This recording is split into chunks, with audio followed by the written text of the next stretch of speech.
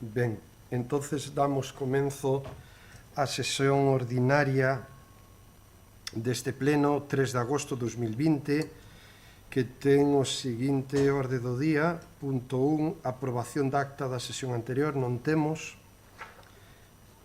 puntos dentro da actividade de control. Ola dación de conta dos decretos da alcaldía emitidos desde a última sesión plenaria. En este apartado tamén o punto 2, expediente 2460/2019, dación de conta das subvencións solicitadas e concedidas no momento actual pola Diputación Provincial de Pontevedra con cargo ao Plan de Obras e Servicios Plan Concellos 2020. E xa para tratar no propio pleno, o punto número 1, expediente 1562/2020, moción de apoio ao sector do mar, industria, alimentario, local e comarcal. Como ben saben, esta é unha moción que tiña presentado no seu día o Partido Popular, retirou na do pleno anterior. O sector, as empresas que conforman o sector do mar presentaron por rexistro unha proposta de moción que na comisión informativa acordamos que era que viñamos traer a este pleno. Polo tanto, cedo a palabra ao señor secretario para dar lectura da comisión. Sí, moitas gracias. Damos lectura ao ditame da comisión informativa celebrada o día 28 de xullo de 2020, sendo a parte resolutiva a seguinte.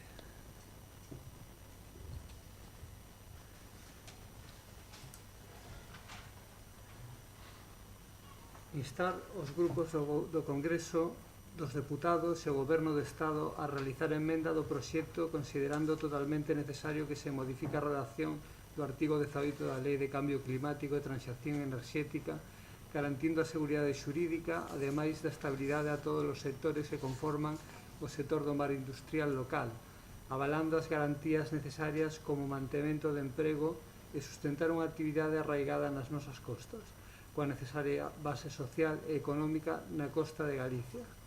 Logo de someter a citada proposta a consideración da Comisión Informativa Xeral, esta ditaminou favorablemente por 5 votos a favor, 2 grupos municipais do PSDG, PSOE e Partido Popular e 2 abstencións dos concelleiros dos grupos municipais de Esquerda Unida e o Bloque Nacionalista Galego. Moitas gracias.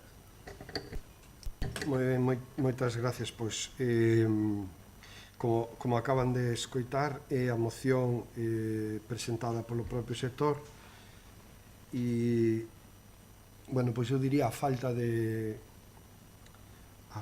algún locutor do propio sector, son todos coñecedores da propia moción, non sei se algún quere darlle lectura, incluso a señora Castro, que presentaron a semana pasada ou no pleno anterior a propia moción, damoslle lectura para despois abrir unha rolda de intervencións. Número 14. Sí. Moción de apoio das corporacións locais ao sector mar, industria, alimentario, local e comarcal.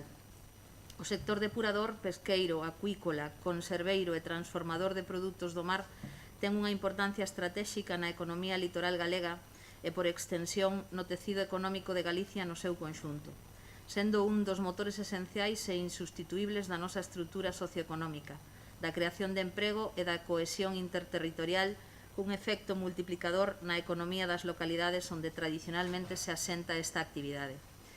Bo exemplo diso é o noso concello e a comarca na que nos asentamos. Xunto ao sector extractivo tradicional, representado principalmente pola pesca de baixura e o marisqueo, foise desenvolvendo en armonía un potente sector miticultor e acuícola, ademais dun sector depurador e transformador do produto das rías, todo cal conforma un tecido mar alimentario fundamental que por necesidade sitúase na zona marítimo terrestre. O mar, como fonte de riqueza, forma parte indisoluble, pois, da nosa forma de vida. A economía local e comarcal depende da ría, directa ou indirectamente. Todo o noso tecido económico creceu dende tempo inmemorial grazas á riqueza que a ría proporciona. Pero o vínculo vai máis aló aínda. O pobo mesmo foise formando en torno á ría e a ría danos un xeito de vivir e de ser. A costa é moito máis que unha paisaxe ou un lugar ao que ir a traballar. É o pobo, somos nós. É, por tanto, un dereito colectivo irrenunciable que calquera proxecto normativo dirixido a modificar o marco legal da nosa costa e da actividade socioeconómica que dela vive conte desde o minuto cero coas xentes que vivimos na costa. Sempre e moito máis no actual marco de crise económica que nos asola a todos. Un dereito e unha necesidade que non se cumpriron. Unha vez máis, no proceso de elaboración do proxecto de lei para o cambio climático e a transición enerxética, actualmente en tramitación no Congreso dos Deputados, que foi preparado ás costas do sector marindustria alimentario, e dende un texto alleo á Lei de Costas contén un precepto crucial, o artigo 18, que non só altera a duración das concesións de ocupación para o sector marindustria alimentario galego do noso dominio público marítimo terrestre, senón que deixa aberta a porta a que o órgano directivo de quenda dun ministerio outorgue ou denegue concesións e prórrogas con total discrecionalidade, nunha norma uniforme para todos os sectores e para todos os lugares, aplicando tábula rasa para toda a costa española sen atender á historia ou á relación socioeconómica do sector marindustria con Galicia. Ambos factores, duración e seguridade xurídica, son os puntos vitais dos que depende non só o futuro crecemento da nosa industria, senón a permanencia mesma das empresas existentes, moitas das cales levan xeracións creando riqueza e emprego estable no noso pobo. Por ese motivo, o noso sector marindustria alimentario necesita o apoio institucional, local e comarcal por ser imprescindible a garantía e o mantemento do emprego nos sectores afectados por este novo intento de modificar a Lei de Costas, nesta ocasión a través do artigo 18 do proxecto de Lei de Cambio Climático. Non se pode poñer en risco os miles de postos de traballo existentes en devandito dominio público, sendo en gran parte mulleres e ademais estando nuns enclaves no que dificilmente se ten outra alternativa laboral. Resulta necesario dar unha tranquilidade e seguridade xurídica ás empresas, non levando a cabo ningunha medida que poña en risco os miles de postos de traballo que, en caso de modificarse o citado artigo 18 do proxecto de Lei de Cambio Climático sen o consenso cos axentes sociais, produtivos e empresariais do sector marindustria alimentario, poden verse seriamente en risco. Por iso solicita de forma urxente instar os grupos de Congreso dos Deputados e o Goberno do Estado a realizar a emenda do proxecto, considerando totalmente necesario que se modifique a redacción do artigo 18 da Lei do Cambio Climático e Transición Enerxética, garantindo a seguridade xurídica, ademais da estabilidade a todos os sectores que conforman o sector do mar industria local, avalando as garantías necesarias como mantemento de emprego e sustentar unha actividade arraigada nas nosas costas, coa necesaria base social e económica na costa de Galicia. Ben, algunhas intervencións, sí? Sí, boas tardes. Indicar que dentro do Grupo Municipal de Esquerda Unida vamos a apoiar a proposta. Temos que ter en conta que o cambio climático é unha realidade e que diferentes estudios indican que o nivel do mar vai a subir paulatinamente nos vindeiros anos. Iso será prexudicial para calquera asentamento poblacional ou empresas asentadas na costa, polo que esta Lei de Cambio Climático e Transición Enerxética o que pretende é garantir a seguridade das persoas, a protección do medio ambiente e, dentro diso, lóxicamente, a viabilidade das empresas nestas circunstancias para evitar desastres ecolóxicos, materiais e persoais de cara ao futuro. Por lo que, de algún modo, é preciso regular estas cuestións e iso que pretende esta lei. Asimismo, tamén é certo que Galicia ten unha realidade e unha casuística que non teñen outras comunidades con costa. Aquí quizás é a comunidade que é autónoma na que se asentan máis empresas depuradoras dependentes da proximidade da costa para o desenrolo da súa actividade. Por lo tanto, estamos de acordo, somos defensores diso, que calquera modificación dunha lei ou norma, ordenanza ou calquera modificación en calquera dese estilo ten que ser consensuado cando menos consensuado ou cando menos contar coa participación dos sectores afectados, non? Agardamos que dentro do Goberno Central teñan en consideración a circunstancia de Galicia e se senten a falar cos afectados e procurar unha vía de consenso que satisfaga na maior medida todas as partes. Por a nosa parte, creo que eso vai suceder, que se van a rectificar e van a sentarse e agardamos que se sexa. Nada máis. Moitas gracias, señor Outeiro. Sí. Nos queríamos propoñer unha pequeniña emenda na parte expositiva, no segundo párrafo, porque xa que está a Federación de Cofradías, xa que están os acuicultores, etc., e todo o seu traballo non se podría realizar se alguén non construíra e reparara tanto as embarcacións como os artefactos da agricultura. Por lo tanto, quería mencionar, dentro de, que xa que fala a veces mar industria secas, outras veces mar industria alimentario, falar dos asteleiros e das carpinterías de Ribeira, que tamén sufren a presión das normativas de costas, e entón aquí, por exemplo, no segundo parágrafo, na cuarta liña ou así, non? Cando se fala, ademais dun sector depurador e transformador do produto das rías, así como asteleiros e carpinterías de Ribeira, todo cal conforme un tecido mar alimentario fundamental, etc., etc. No Grove, pois, por sorte, ainda contamos con varias carpinterías de Ribeira, pero, bueno, en todos os portos hai asteleiros e hai, porque iso xenera tamén emprego, e ademais é fundamental para que as embarcacións poidan ir ao mar, que haxa mantemento, reparación e construción de tanto de artefactos acuícolas, de bateas, de barcos, de toda a casuística que engloba o traballo marítimo. Entón, se non vos importa meter tamén o dos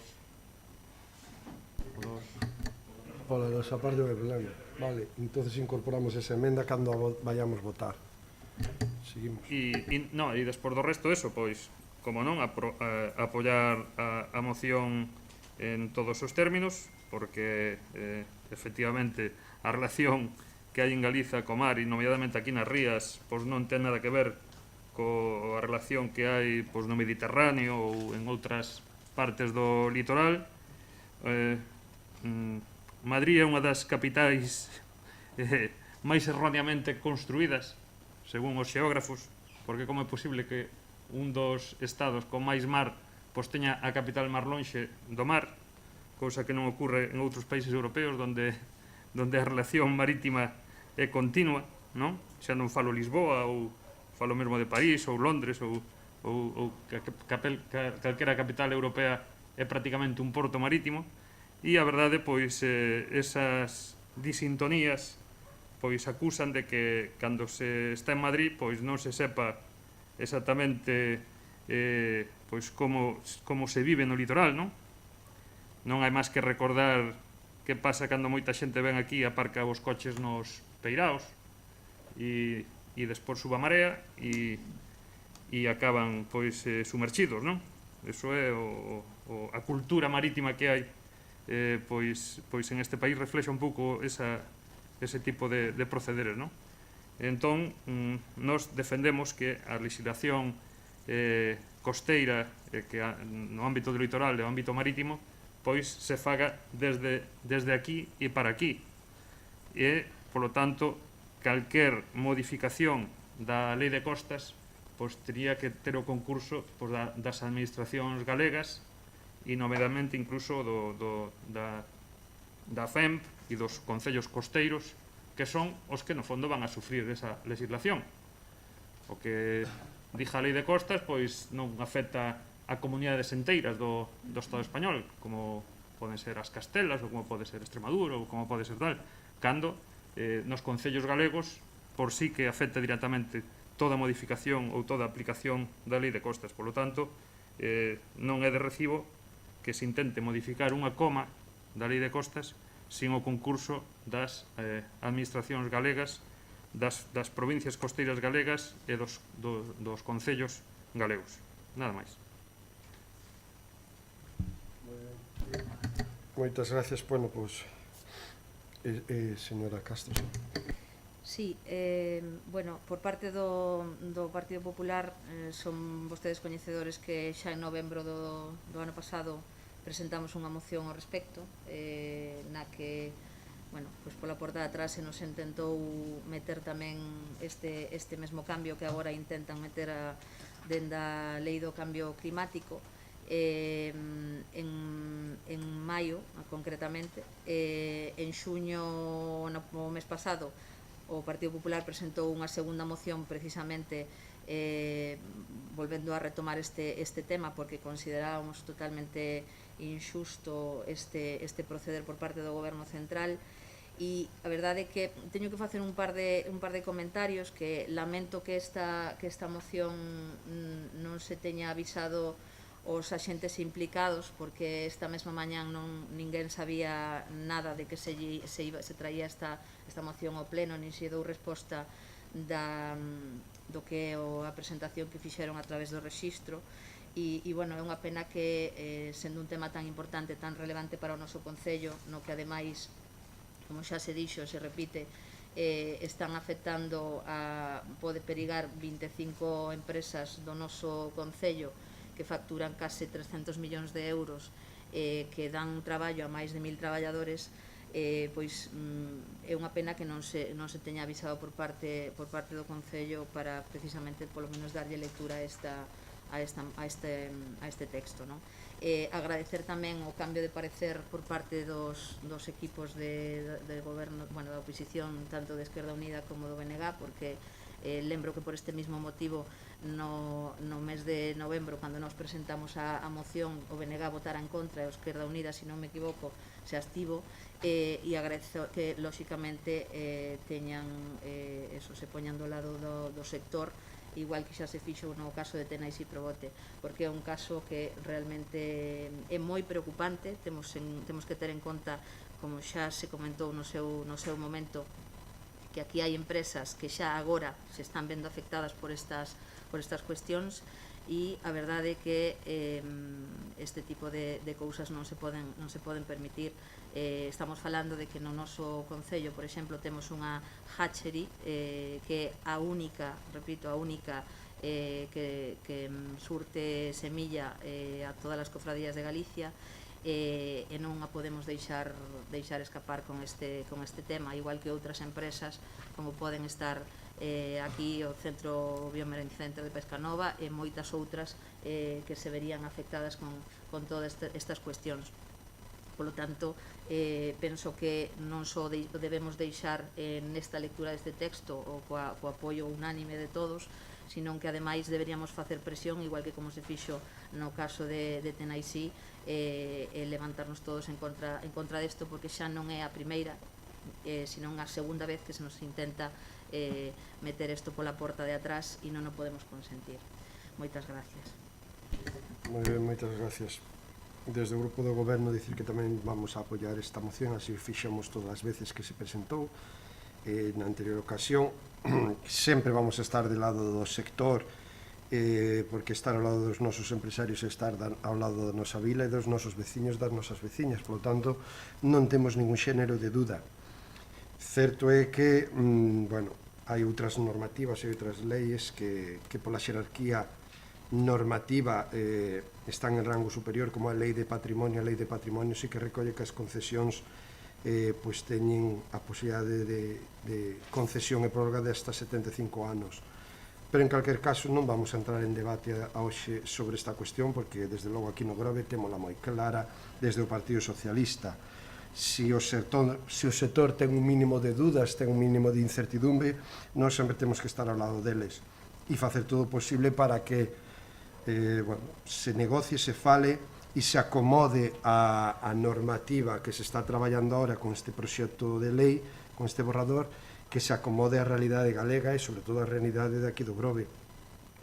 Non cabe dúbida que as actividades vinculadas ao mar de Galicia en poucos sitios de España se repiten coas características que aquí temos, así que non podemos non se pode propoñer ningún tipo de incertidumbre, ninguna norma que xere inseguridade xurídica, que ao fin e ao cabo é o que un empresario menos lle gusta. O que se busca sempre cando se monta unha empresa, unha iniciativa emprendedora, é estabilidade, seguridade, planificación e reducir os riscos e a incertidumbre o máximo posible, non? E en eso sempre vamos a estar. Por lo tanto, tamén nos vamos a votar a favor, facendo un chamado de que, desde Madrid, que é onde se está negociando, traballando, xestionando o borrador, se sexa sensible coa realidade galega. Nos así o temos solicitado a nivel interno do noso partido e desde logo seguiremos facendo para que se contemple esta realidade que, como dicía antes, non ten nada que ver con as realidades de outras comunidades tamén con costa. Debatido o punto, polo tanto, procedemos á súa votación. Votos a favor do expediente 1562/2020, moción de apoio ao sector do mar de industria alimentario local e comarcal. Votos a favor.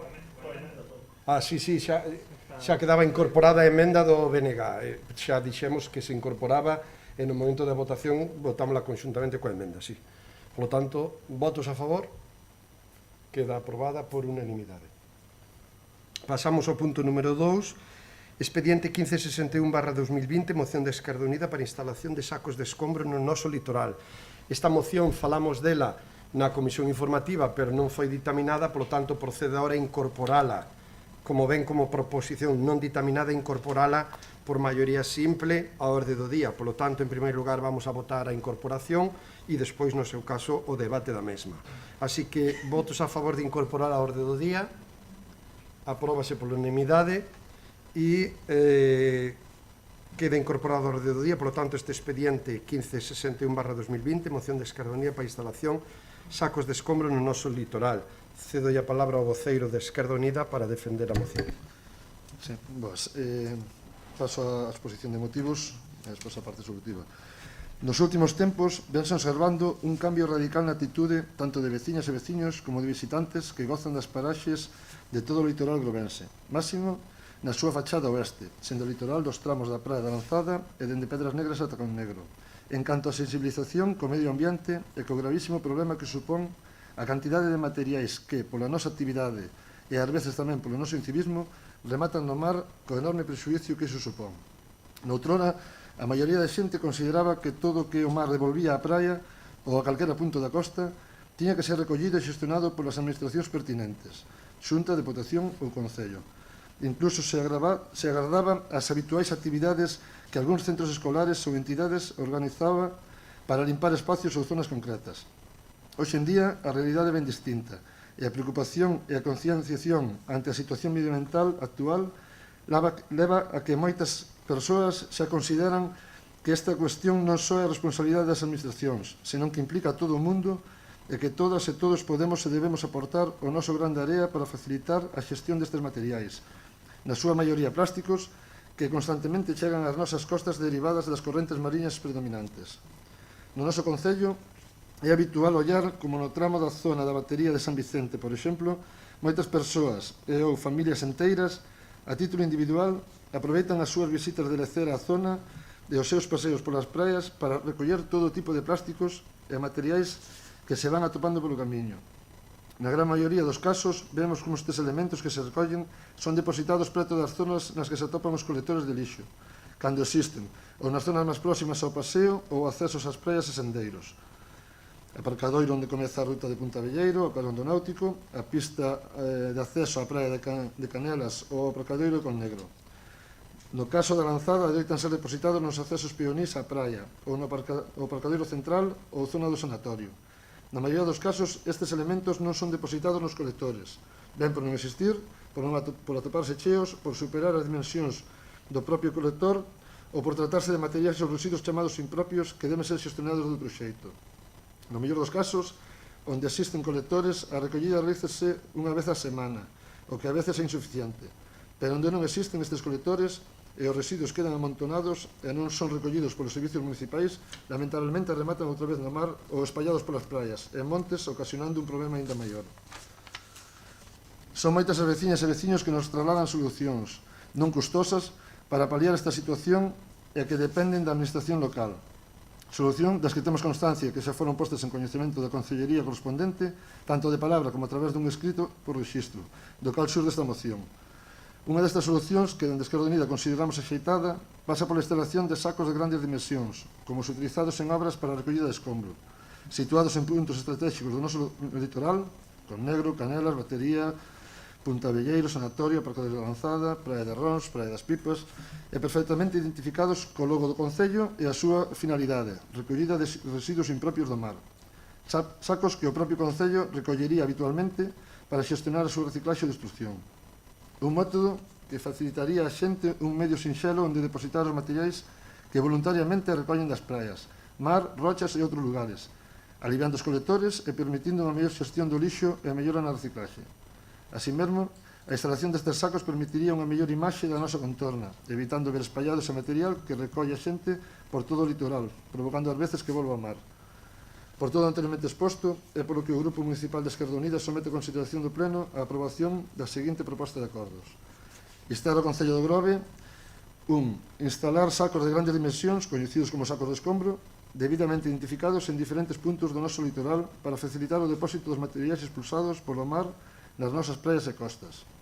2. Que se realice este servicio durante a época non estival, pero que se valore a posibilidade de realizarlo tamén en época estival, aínda que se conte co servicio de limpeza de praias.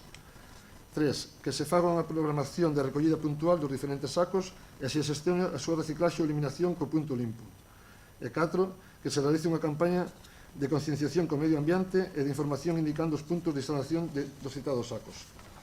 Bueno, creo que xa na exposición de motivos se explica bastante ben a proposta.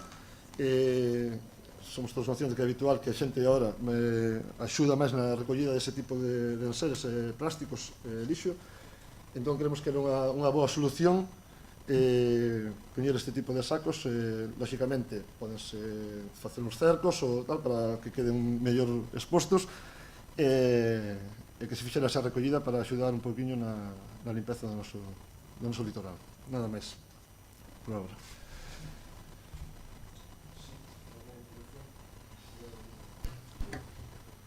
O Grupo de Goberno, por suposto, que vai a apoiar totalmente esta moción. Estamos totalmente de acordo en todo exposto e que ademais estamos traballando en cada unha das cousas que expuxo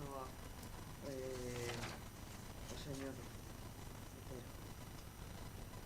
Con respecto ao tema dos Big Bags, deben ser conocedores porque tamén xo anunciamos e si que falamos con algunha das personas.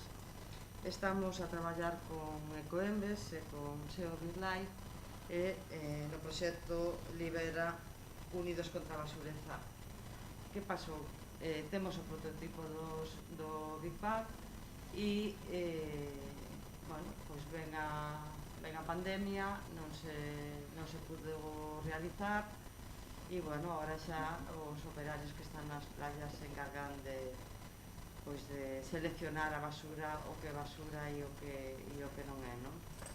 Eles fan unha recollida selectiva xa nas playas, o personal adscrito en cada unha delas.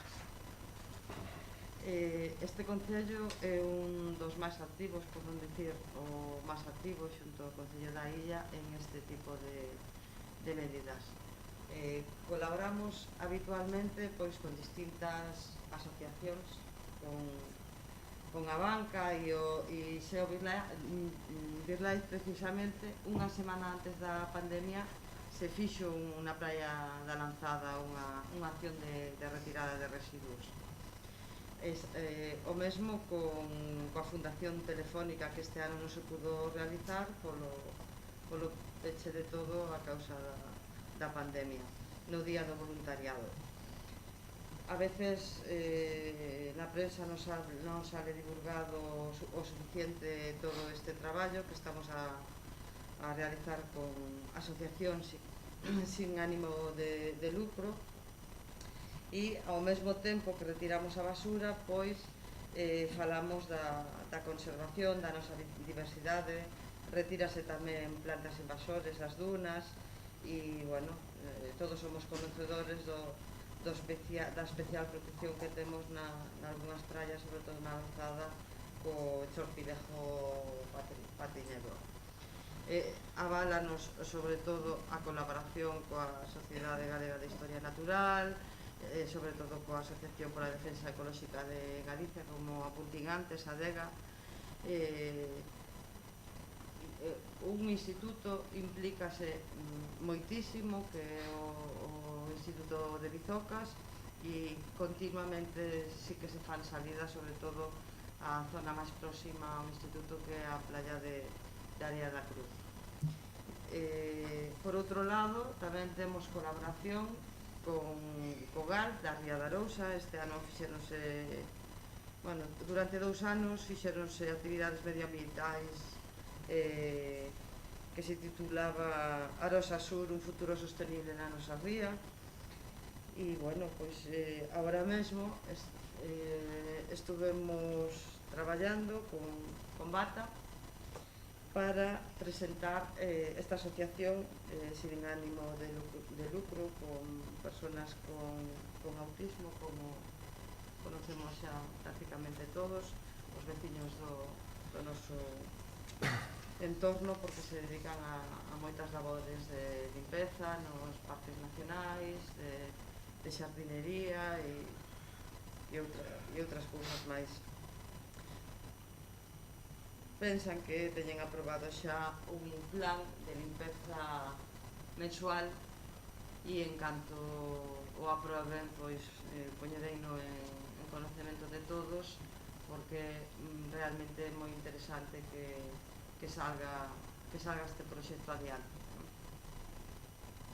Seguimos coas charlas nos colegios e institutos a través de SEO, miña e do concejal do técnico de medio ambiente, e, bueno, decir que cada vez hai personas máis implicadas e, como ben decía vostede nun dos puntos da moción, tratar de concienciar a xente que, bueno, pois ao mellor recoller os plásticos e deixalos na duna non é a mellor solución, non?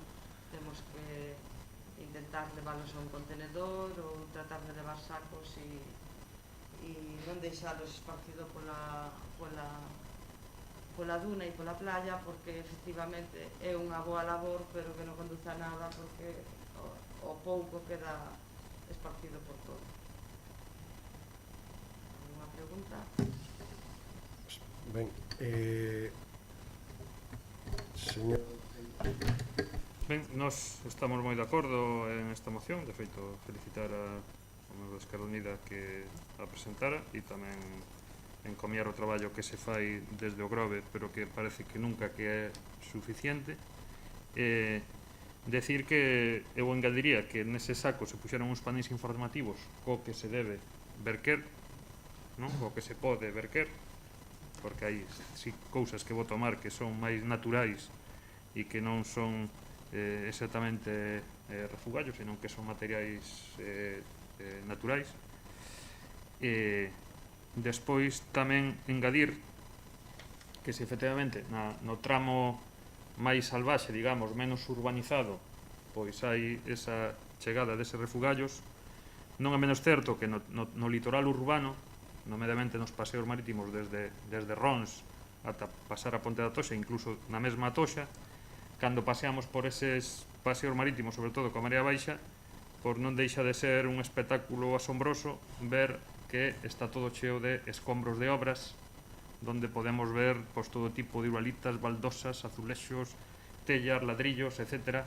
E, como mellor, era tamén necesario realizar unha campaña no ámbito urbano de retirar este tipo de impropios que se ve claramente que non pertencen á natural evolución destes litorais.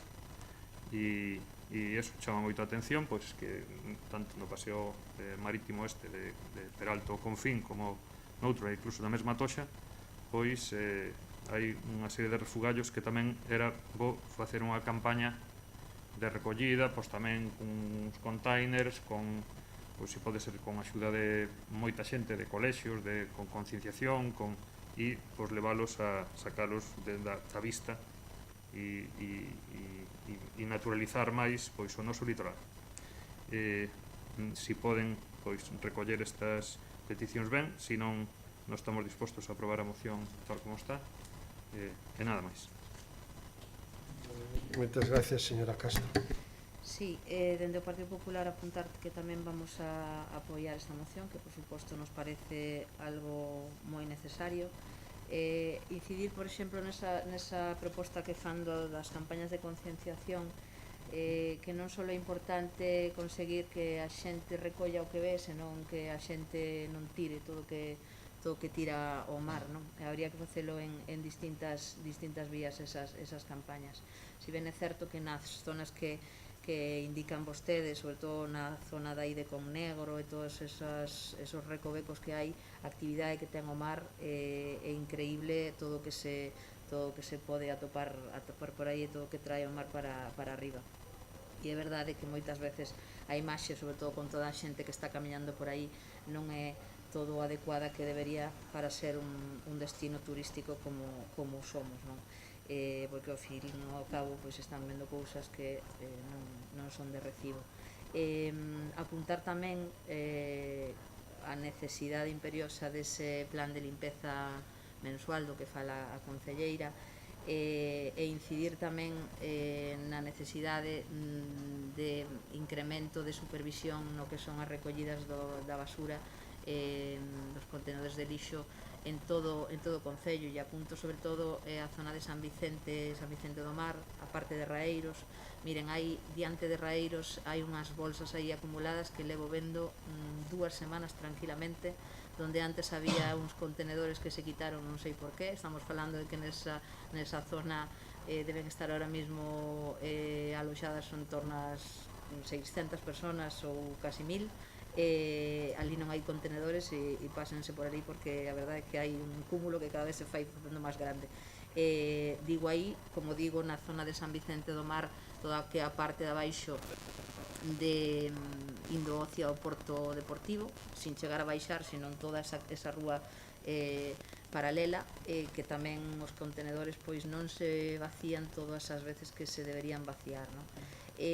Bueno, incidir sobre todo neste tema que é super importante, pero é super importante que se faga no verán e tamén no inverno, porque son moitísimos os usuarios de todos os paseos, os usuarios das zonas das praias, velos constantemente camiñar por aí, tanto no verán como no inverno, e a queixa generalizada no inverno é que as praias pois están pechadas, non hai baños, non se recollen as basuras todas acumuladas, e iso pois é unha cousa que deberíamos prestar bastante atención, atender o noso concello non só no verán, cando máis xente temos, senón tamén no inverno, porque tamén hai usuarios durante todo o ano, non?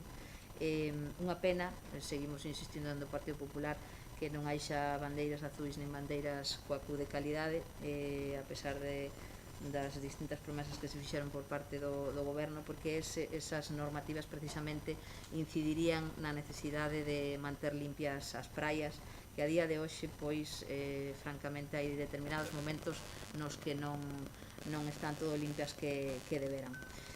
Por parte nosa, xa digo, apoiar totalmente esta moción, incidir que igual tamén era necesario facer unha recollida selectiva.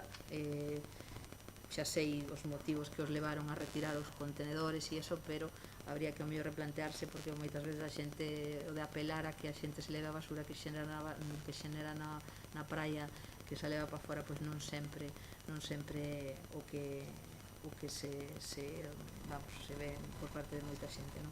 Entón, dentro do Concello temos que poñer todos os medios necesarios para que isto non suceda, e unha das opcións é a proposta que fai o goberno, o equipo de Esquerda Unida en respecto a todo isto. Nada máis, moitas gracias. Señor Otero. Ben, nada, agradecer a todos o apoio á proposta. Simplemente nos inciso o que concordamos con todo o que di tanto o BNG como pero bueno, sería despois a Concellería correspondente que teria que aplicar ese tipo de en canto a concienciación, lógicamente, este en base a informar sobre estes sacos, de non tirar basura ao chan ou ás playas. Eso creo que xa se está facendo e se debería incidir ao mellor máis, pero consideramos que está facendo.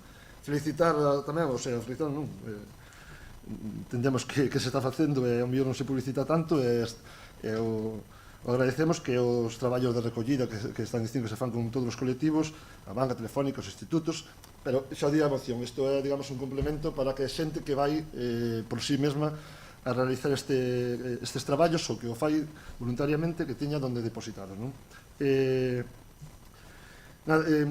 Só un inciso, o tema das containers, as basuras nas playas.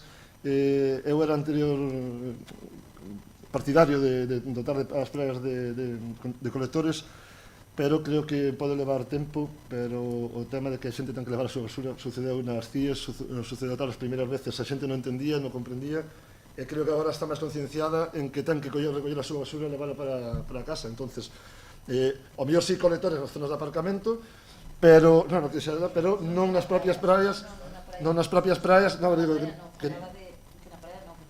digo que nas propias praias non concordamos coa medida por ese motivo, non? Porque o civismo ten que ser a partir de aí, non? Nada, reiterar ese agradecemento da moción, esperemos que se leve a cabo e que nos teña informados do que vai a sucedendo. Nada máis. Se non lle importa, quería incidir neso e contestarlle á señora Castro que non tiña nada que ver coa moción, pero non estou totalmente de acordo con vostede. Entre outras cousas, acaba de dicirlo agora o señor Otero, temos a Illa da Toxa, que é a nosa joia de la corona, hai reciclaxe e hai contenedores cada poucos metros e está de moda poñer a basura do chan, vai vaciar en seres e de todo, e non só na Toxa, en Terra de Porto, en Teniente Domínguez, en Castelao, porque hai xente que costa darlle ao pedal o contenedor, entonces non é cuestión de instalar máis papeleras ni máis contenedores, é cuestión de educación, de civismo e sobre todo de unhas boas facturas como xa se están poñendo, porque isto é incivismo, falta de absolutamente todo, o sea, volvemos para atrás en lugar de ir avanzando.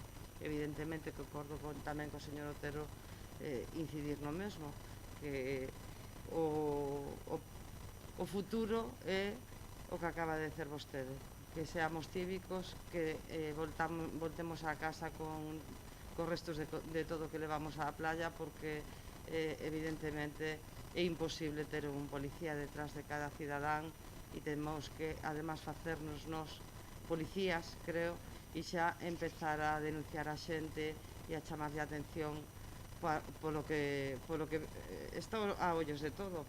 Pode crear conflitos a veces, pero a xente ten que entender que hai que cumplir unhas normas. Moitas gracias. Moi ben, algo que engadir? Simplemente porque teño que fechar eu, agradecer outra vez o apoio de todos, nada máis. Moi ben, moitas gracias. Pois procedemos a votar o punto número 2, expediente 1561/2002, moción de Esquerda Unida para instalación de sacos de escombro no noso litoral. Votos a favor? Apróbase por unanimidade. Pasamos agora a tratar o punto número 3. Igual que a moción anterior foi informada na comisión, pero non foi dictaminada na comisión informativa, expediente 1584/2020, moción BNG sobre a utilización dos fondos municipais por parte do Goberno do Estado. Igual que antes, temos que incorporar a moción á orde do día a través de maioría simple e, no seu caso, despois abriríamos o debate. Por lo tanto, votos a favor de incorporar no orde do día, apróbase por unanimidade e cedo a palabra ao voceiro do BNG para a defensa da mesma. O número 18. Ben, exposición de motivos é que ante a situación de incertidumbre que se está a xerar nas administracións locais galegas, desde o BNG manifestamos o noso profundo rexeitamento a calquera tentativa de incautación ou bloqueo dos fondos municipais por parte do Estado, xa que as necesidades estatais non poden anular as necesidades locais, ou sexa, dos concellos. Sorprendeunos que o pasado venres 17 de xullo a FEM convocase unha xuntanza extraordinaria na súa xunta de goberno para presentar e aprobar un acordo entre o Goberno de España e a FEM para, segundo consta textualmente na convocatoria, contribuir desde os municipios a desenrolar un movimento sostenible, la agenda urbana e políticas de cuidados e apoio á cultura. Baixo este eufemismo, o que este acordo agocha non é ni máis ni menos que o Estado faga unha operación para dotarse de liquidez a consta dos remanentes municipais. Estamos falando de que a cantidade de remanentes das entidades locais galegas estímase nuns 890 millóns de euros. A reacción de rexeitamento generalizado fixo que o presidente da FEM se vira na obriga de suspender a xunta de goberno na que pretendía ditaminar este acordo. A excusa do Ministerio para justificar esta proposta en base á imposibilidade de cumprir a Lei de Estabilidade, a chamada Lei Montoro, é que así non lle computa aos concellos como déficit. É un insulto á intelixencia. A Comisión Europea acordou flexibilizar as limitacións de endebedamento dos Estados como consecuencia da crise da COVID. Os Estados van poder incrementar a débeda, mas, segundo a interpretación do Ministerio, a única administración que vai poder incrementar a débeda é a Administración Xeral do Estado. A Administración local non debe ser Estado, e non vai poder incrementar a débeda, malia supoñer no caso de Galiza un 0,3% do PIB galego e estar o límite no 3%. En calquera caso, é fundamental garantir que a posibilidade de utilización de fondos ou endebedamento por parte dos concellos non sexa utilizado por outras administracións para buscar financiamento e a asunción por parte das entidades locais de competencias impropias, cargando así sobre os municipios o custo de servizos que non poden nin deben ser asumidos. Esta é unha vella demanda do municipalismo galego e así quedou refletido nos relatorios aprobados na Asamblea Xeral da FEGAM, celebrada no mes de novembro pasado, en a que por unanimidade se acordou demandar a flexibilización de utilización do remanente e superávit en calquera tipo de inversión que redunde en beneficio da comunidade, entendendo o ámbito temporal de aplicación e considerando a posibilidade de poder aplicar parte do mesmo en gasto corrente. Por iso, pedimos os seguintes acordos. Primeiro, instar a Xunta de Galiza a solicitar do Goberno español a derogación da Lei 2/2012 de Estabilidade Orzamentaria e Sustentabilidade Financeira para permitir ás entidades locais atender as competencias propias con cargo aos remanentes e ou superávit, así como ampliar a capacidade de endebedamento das administracións locais para afrontar os ditos gastos. E segundo, que a interlocución do Goberno do Estado cos concellos galegos se estableza a través da FEGAM, entidade na que están representados a totalidade dos concellos galegos e as 4 deputacións provinciais. Nada máis. Moi ben, moitas gracias. Señor Otero. Boas outra vez. Bueno, como temos dito en moitas ocasións, as administracións locais son as que coñecen a realidade económica e social de cada concello. Realmente foron os concellos os que durante a pandemia tiveron que asumir a maior parte dos gastos, por non dicir todos, en canto a servicios e atención, non? Todo elo con limitacións coas que contan. Agora a recuperación económica e social recae novamente nos concellos e iso implica un gasto que en moitas ocasións resulta imposible de asumir. Creo que son conscientes desto, son conscientes todos os concellos de España, non? É por iso que entendemos que é preciso permitir aos concellos a utilización dos remanentes de tesorería para actuacións en materia de servicios públicos, servicios sociais, educación, emprego, comercio de proximidade, en definitiva, dar resposta ás necesidades derivadas do COVID. Dende Esquerda Unida non compartimos os últimos acordos entre a FEM e o Ministerio de Facenda de utilizar novamente a limitación en cautación do remanente superávit dos concellos para situalo novamente nun marco normativo de estrangulamento económico. É por iso que dende Esquerda Unida remitimos ao acordo tomado pola Xunta de Goberno e a FEM no mes de maio que fai referencia á utilización dos remanentes de tesorería para gastos xerais como recursos financieros propios para a xestión orzamentaria das entidades locais. Basicamente estamos de acordo coa moción.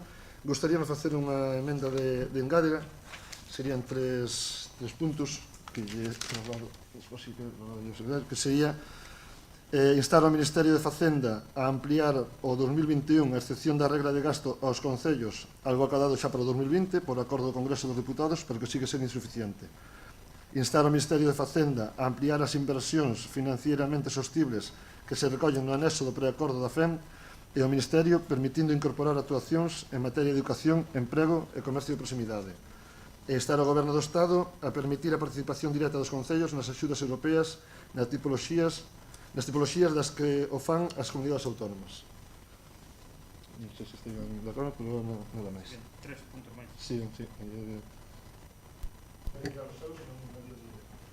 Ben, señora Castro.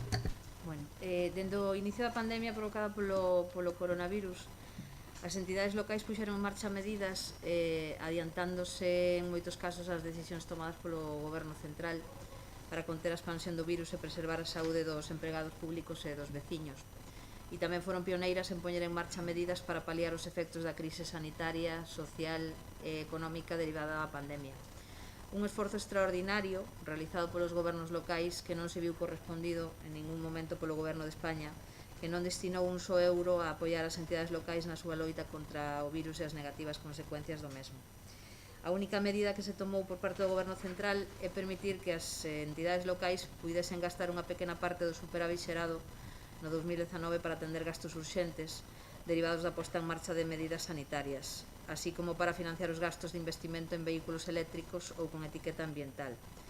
Unha medida que nos consideramos que se trata dunha medida trampa e que é insuficiente, trampa porque non supón un financiamento adicional, senón que as entidades locais fan uso dos seus aforros, porque non suprimiu a obrigatoriedade de cumprir todos os requisitos establecidos na Lei Orgánica de Estabilidade Orzamentaria e Sustentabilidade Financeira, e, por tanto, impide a moitas entidades locais facer uso do superávit ou lles obriga a amortizar débeda, detraendo recursos na loita contra a pandemia e os efectos da mesma.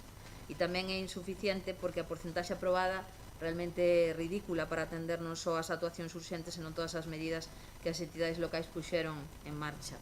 Dende a FEN se fixeron unha serie de solicitudes, como foi flexibilizar a regra do gasto e resto de regras contidas na lei, a transferencia dunha parte proporcional dos fondos europeos que reciba España ás entidades locais e prorrogar os prazos para que as entidades locais pudesen executar os investimentos financieramente sostibles, a parte da creación dun fondo de 5.000 millóns en axudas directas, pero ninguna destas peticións tivo resposta por parte do Goberno de España. E o Goberno pretende que os concellos e gobernos provinciais pois lle prestemos a totalidade dos aforros acumulados durante os últimos 8 anos e a cambio solamente nos permitan gastar durante os próximos 2 anos unha terceira parte dun diñeiro que é dos nosos veciños exclusivamente naquelas actuacións que previamente definiu o Goberno. En resumo, é unha proposta que esconde pois unha chantaxe inaceptable que podería vulnerar certos artigos da Constitución española que consagran os principios de autonomía e suficiencia financiera como base da xestión das entidades locais, así como varios preceptos da Lei Reguladora das Bases de Réxime Local. Por tanto, efectivamente estamos de acordo pois en apoiar esta moción, respetar e garantir a autonomía e atender as demandas das entidades locales.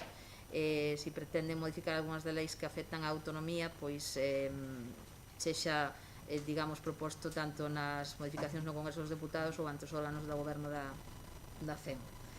Por nosa parte nada máis, moitas gracias. Moitas gracias.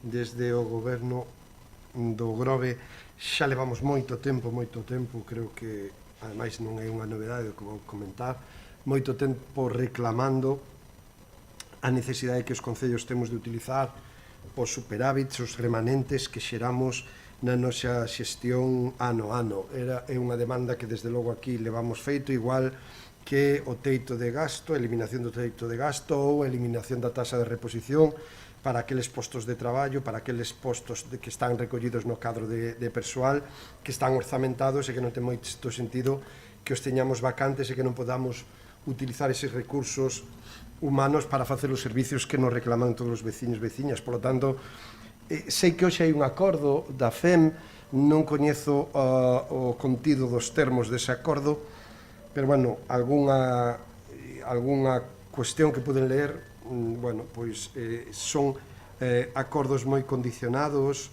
con aplazamentos e con préstitos ao Estado para devolver en X tempo.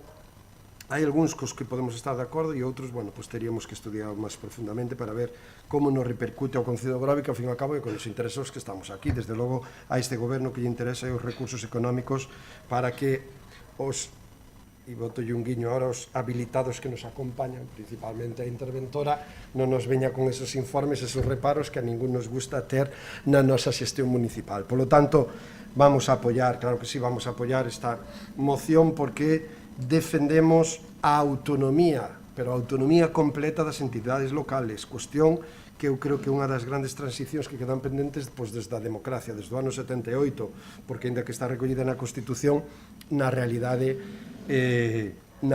os concellos non exercemos unha autonomía política porque non temos autonomía plena financeira nin económica, non?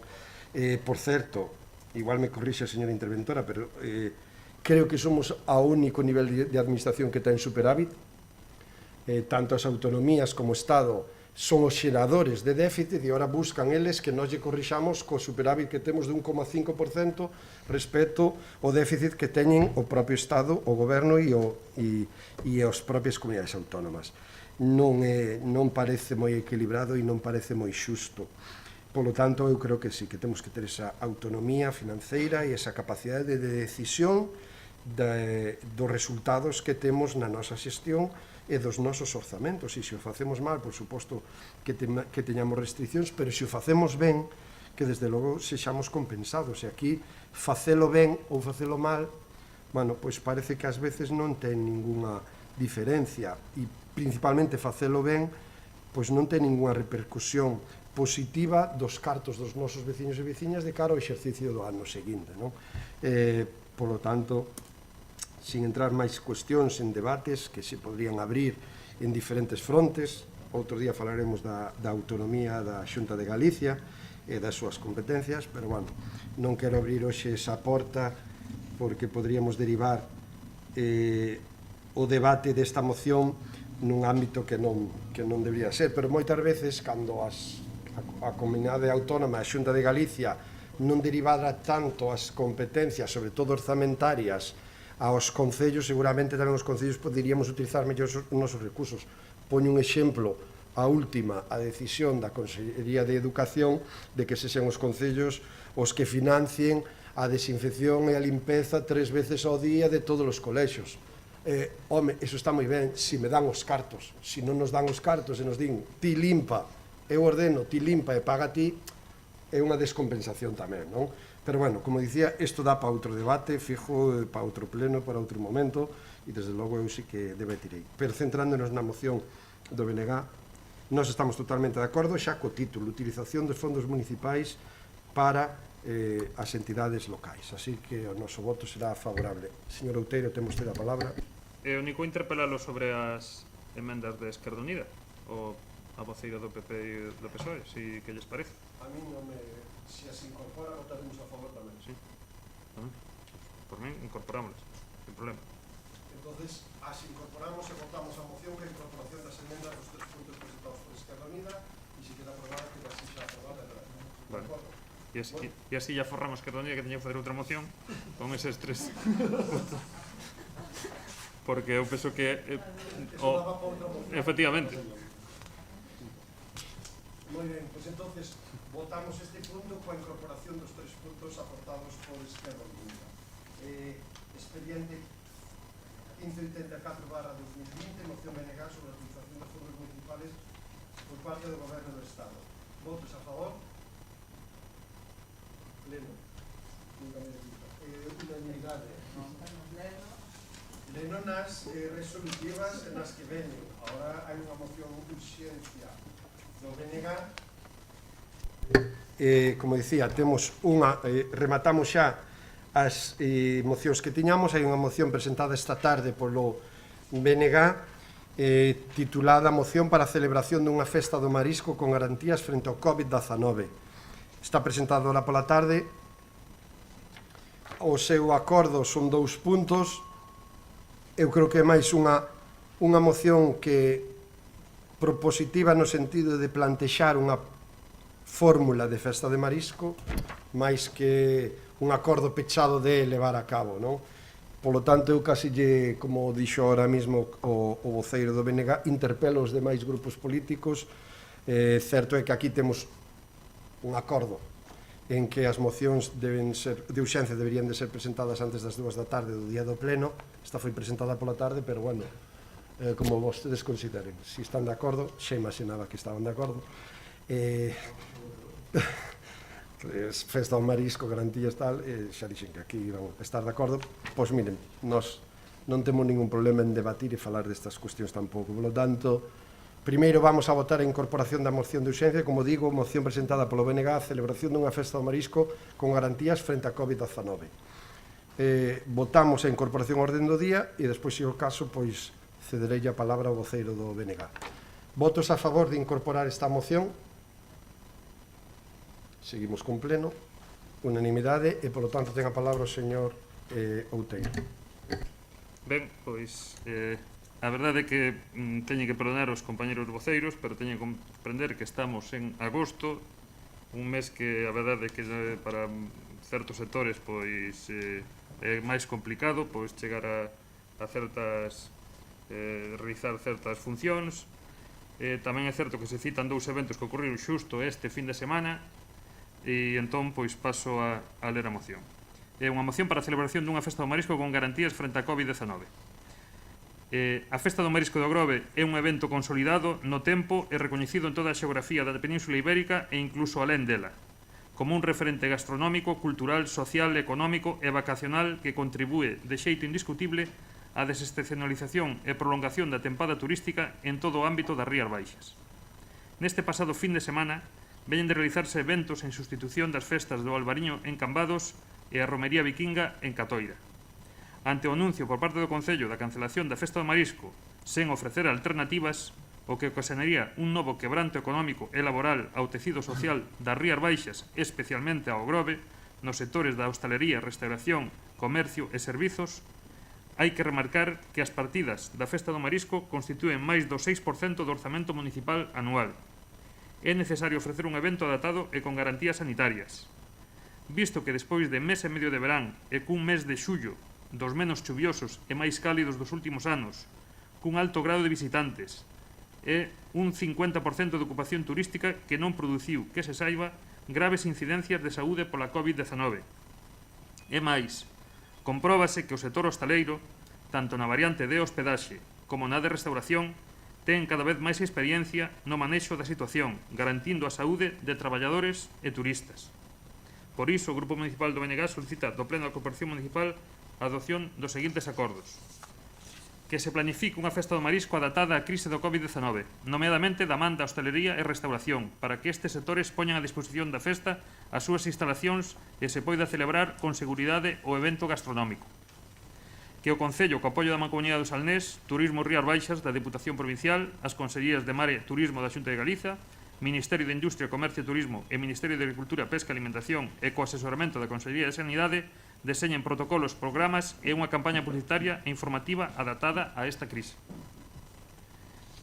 Ben, o obxectivo é iso, que de algún xeito estamos no mes de agosto, ademais, esperemos que sea un mes de agosto pois dentro da crise sanitaria que estamos vivindo, pois que sexa productivo para o sector hostaleiro turístico do Concello e tentar que se celebre algo do tenor da Festa do Marisco, intentando garantir a seguranza dos que nos visiten, a experiencia que xa se leva acumulada, polo tanto, polo sector turístico neste mes e pico, é moi importante. Non estamos nas fases iniciales, cando non sabíamos que podía pasar, sino que agora xa estamos metidos en plena campaña turística e vemos que as empresas, que os negocios están respondendo con certas mellores e peores, pero que se está respondendo, que a situación dentro da normal que é, pois non está sendo un goteo de casos e de peches e de etcétera.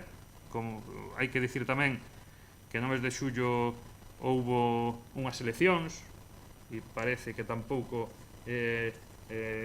con todo o que leva de movimento de persoas dunhas eleccións tampouco vemos que arrastrara moitísimos percances.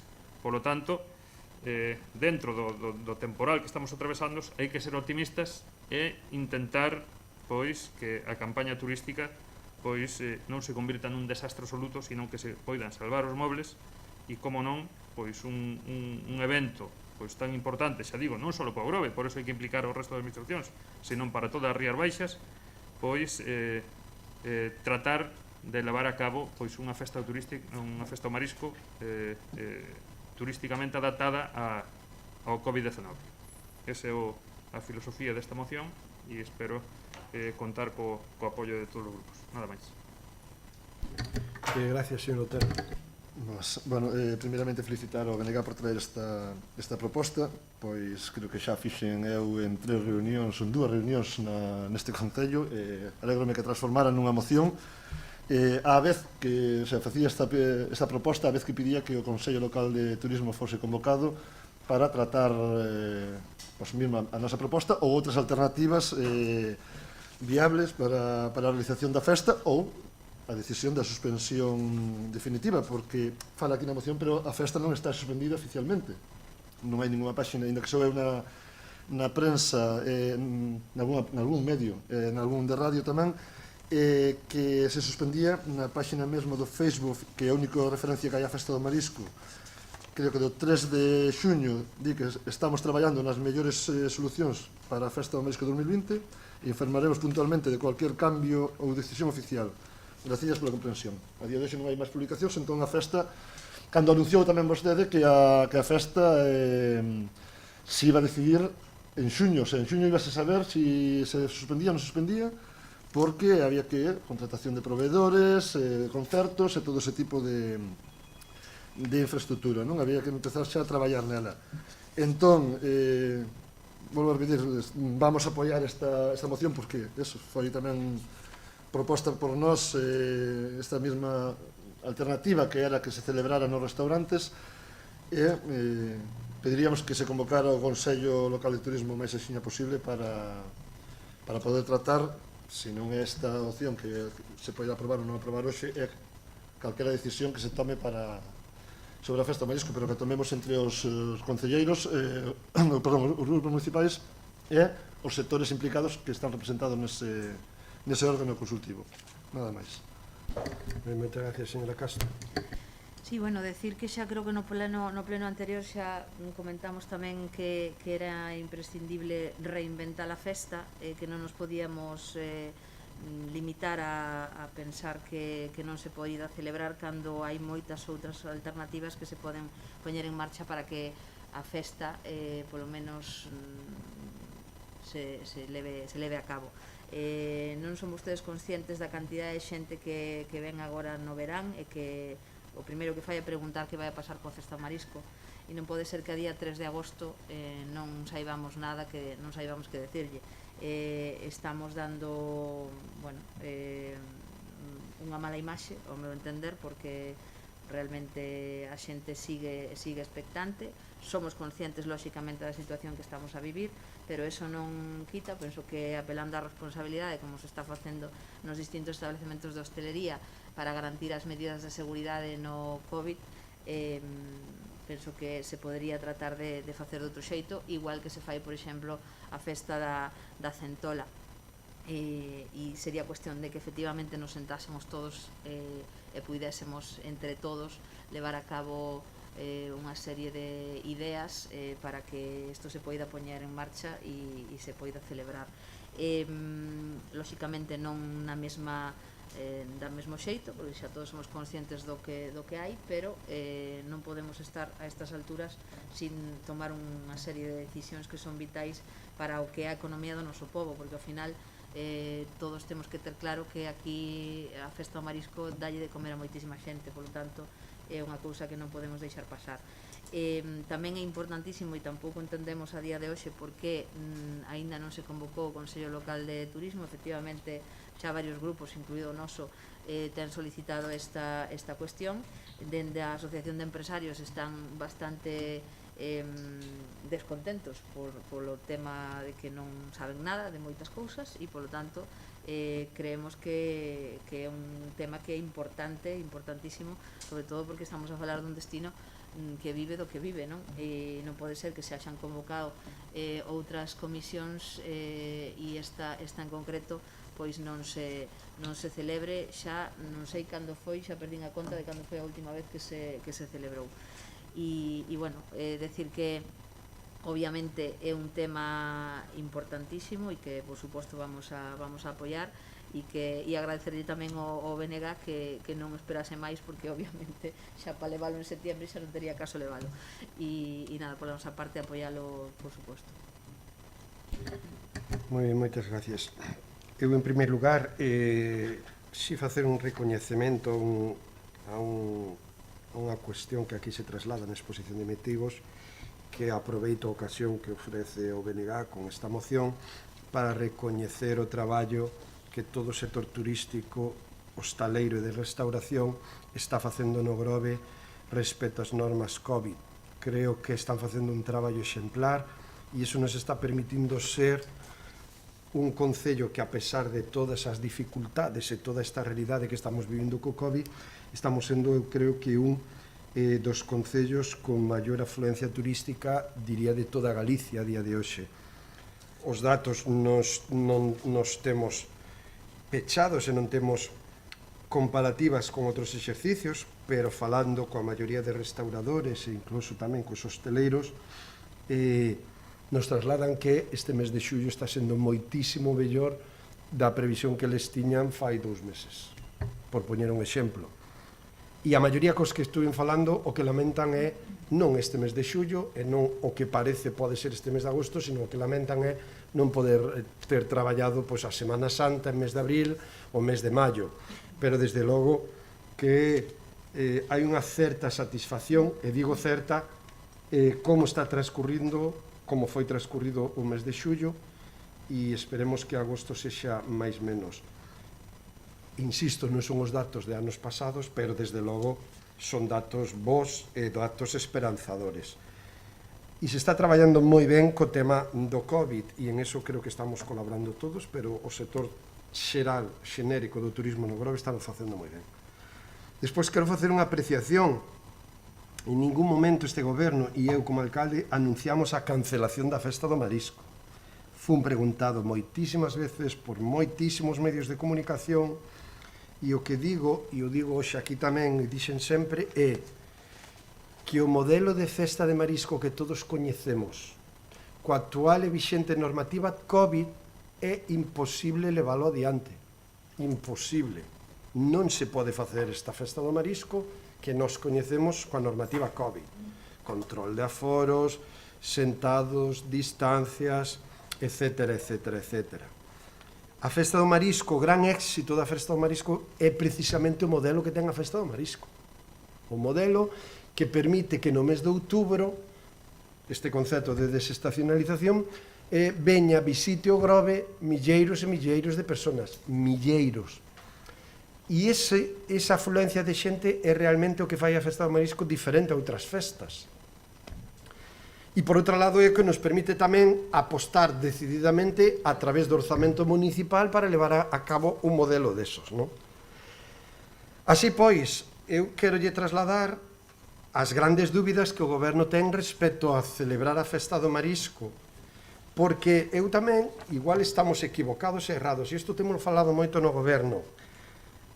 A nós tamén nos pregunta moitísimo o sector hosteleiro do Grove, empresas vinculadas a este ámbito e incluso visitantes durante estas semanas. Sabemos que na oficina de turismo, pero principalmente os locales, nos están trasladando esta pregunta. E o problema cal é, ou polo menos a percepción que un pode ter, é que todos están preguntando se se vai a facer a festa de marisco, pero a festa de marisco que todos coñecemos. Que todos coñecemos. E insisto, como iniciaba, ese é o gran éxito da Festa do Marisco.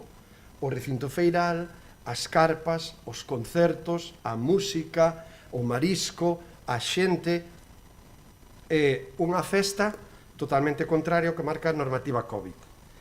Se fala hoxe aquí, se propuxo, se di na propia moción de algúns dos intervintes, reinventar. Permítame o escepticismo. Creo que a Festa do Marisco non se pode reinventar, e buscar outras alternativas, outros modelos de festa. Xa non sería a festa, podemos denominar outra cousa, pero non sería a Festa do Marisco que coñecemos todos, que é o que a xente está esperando. E, por certo, cando eu teño falado con algúns destes empresarios tranquilamente e falamos da cuestión da Festa do Marisco e lle explicas que o modelo podería ser outro, incluso que aquí presenta o BNG, que tamén o plantexamos no goberno, e vincular a Festa do Marisco coa Festa da Centola e trasladala á Ponte da Constitución de decembro e facela nos locales e restaurantes. Claro, xa che din, no, pero ese modelo non, porque ese modelo non é o que estamos pensando na mente. Polo tanto, todos sabemos a importancia e repercusión económica que ten a Festa do Marisco no Grove, pero diferentes alternativas ou reinvencións da festa e ou modelos que podamos propoñer non van a ter esa repercusión económica, segurísimo. Polo tanto, non nos enganemos nós mesmos pensando que iso vai ir por aí. Non é certo, non é certo. Ahora, manter vivo latente ese impulso, esa expectativa que xera a Festa do Marisco, ben.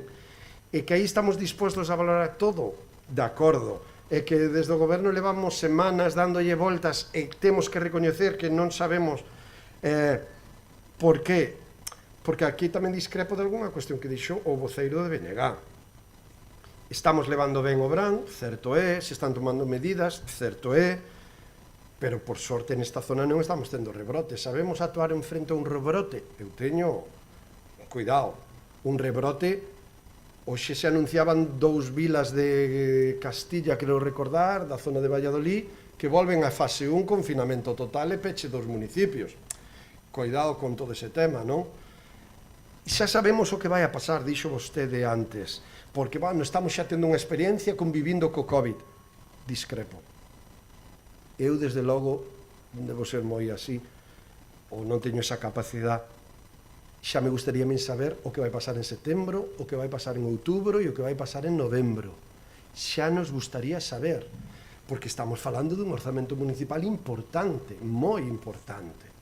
Ahora, que o modelo que traslada aquí o BNG, facelo nos restaurantes, lóxicamente, primeiro habría que ter un listado de restaurantes dispostos a facelo, aclarar a todo aquel que nos visite que non é o modelo que eles poden ter en mente, que queren ver cando xa cheguen ao Grove. Entendemos que sería sempre unha festa ao marisco de cercanía, dificilmente no mes de outubro, ou se se propón outra data, poderíamos atraer xente que viñera de fora de Galicia, dificilísimo, porque, insisto, é que a festa do marisco, vai me permitir, sei que utilizo moito este concepto, pero é unha experiencia, máis que vir a tomar unha botella cos amigos e unhas boas tapas de marisco. Ademais deso, é a experiencia de estar aquí, de convivir a festa, de ver o recinto, de ver a música, de disfrutar a música e de todo o que significa a festa do marisco, non? Tamén falaba, claro, outro día, os Grovestock e os tenderetes, as carpas que se poñen, todo iso é inviable, é inviable. Pero realmente, cando falas con eles, o que queren é iso. Por qué? Porque vinculan a toda a cantidad de xente que poda haber. Que non, e que temos que sacarnos todos da cabeza que non. Que calquer formato que todos acordemos facer de Festa do Marisco edición 2020, nada vai a ter que ver. E é máis, estou convencidísimo que non vai a ser un tipo de festa e un modelo como que estamos habituados, de aglomeración, de reunión, de xuntar aquí miles de persoas, que va, vai ser algo pois máis testimonial. E iso se pode facer da man dos restaurantes? Bueno, poderíase valorar algo así. Lóxicamente,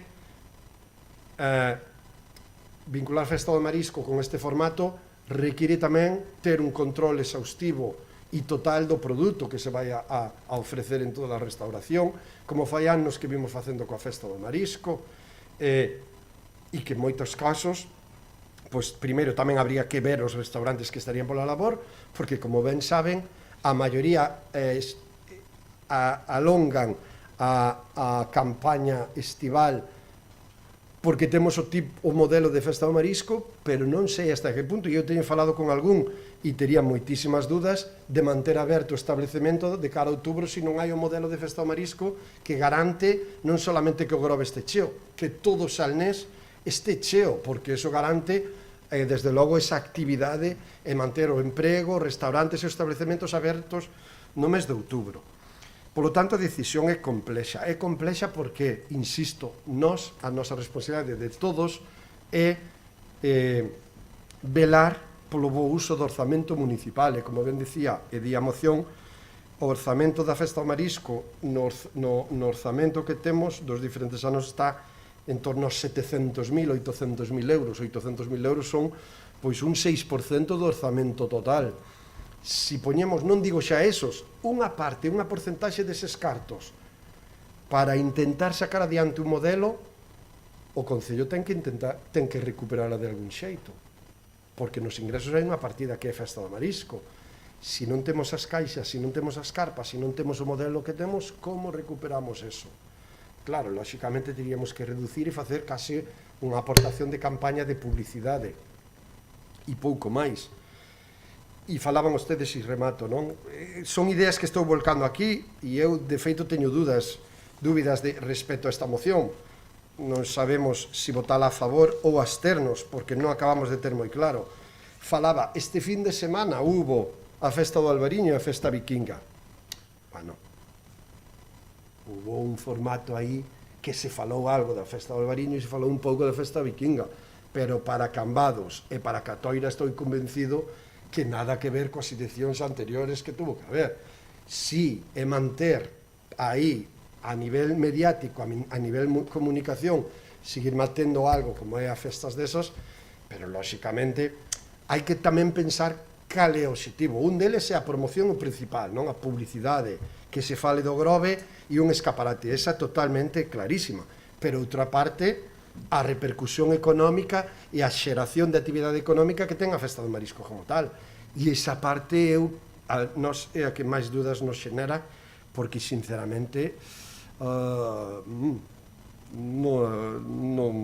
non consideramos que vai a ter esa repercusión. E se é certo que é tan importante para o turismo do Grove que nadie o discute, e se é certo ademais que moitos empresarios do turismo do Grove están esperando pola Festa do Marisco para compensar ou non abrir en Semana Santa ou os meses anteriores, hai que dicirlle claramente que nos estaríamos equivocando todos, porque o gallá non, pero creo que sinceramente económicamente non vai a ter a repercusión que ten todas as edicións anteriores, non?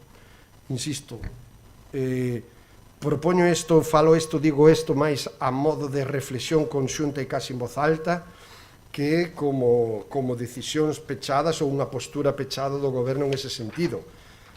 O único que podemos afirmar desde o goberno é que temos grandes dúbidas, moitísimas dúbidas, temos falado con moita xente e falado en moitas cuestións de buscar algo que permita seguir adiante coa Festa do Marisco.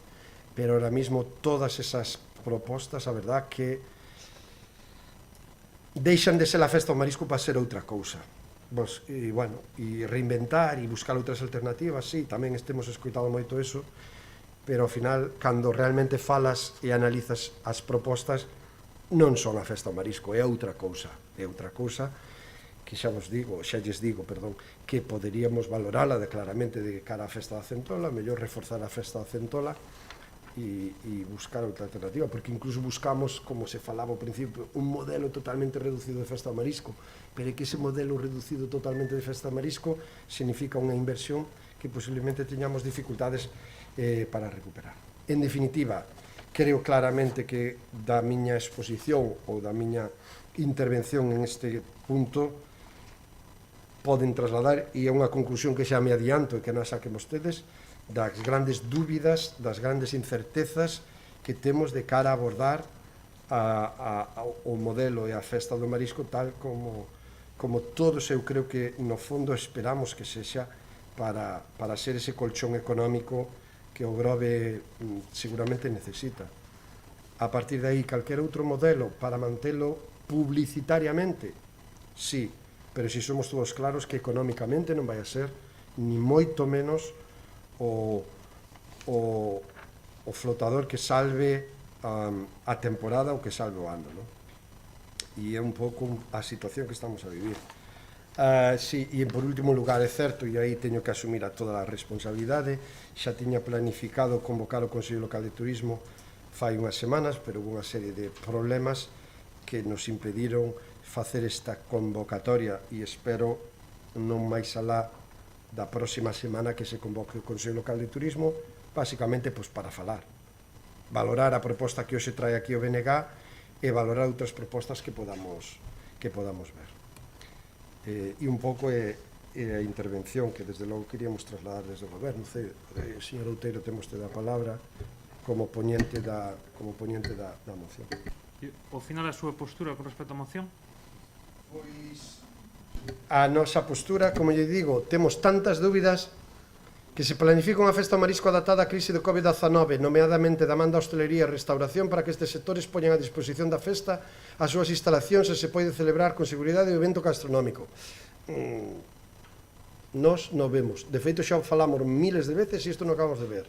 Que o Concello, co apoio da Mancomunidade, Turismo Rías Baixas da Diputación, a Consellerías de Mar e Turismo, por certo, sería novedoso que a Consellería de Mar, agora que non teñamos o modelo clásico da Festa do Marisco, puxera cartos.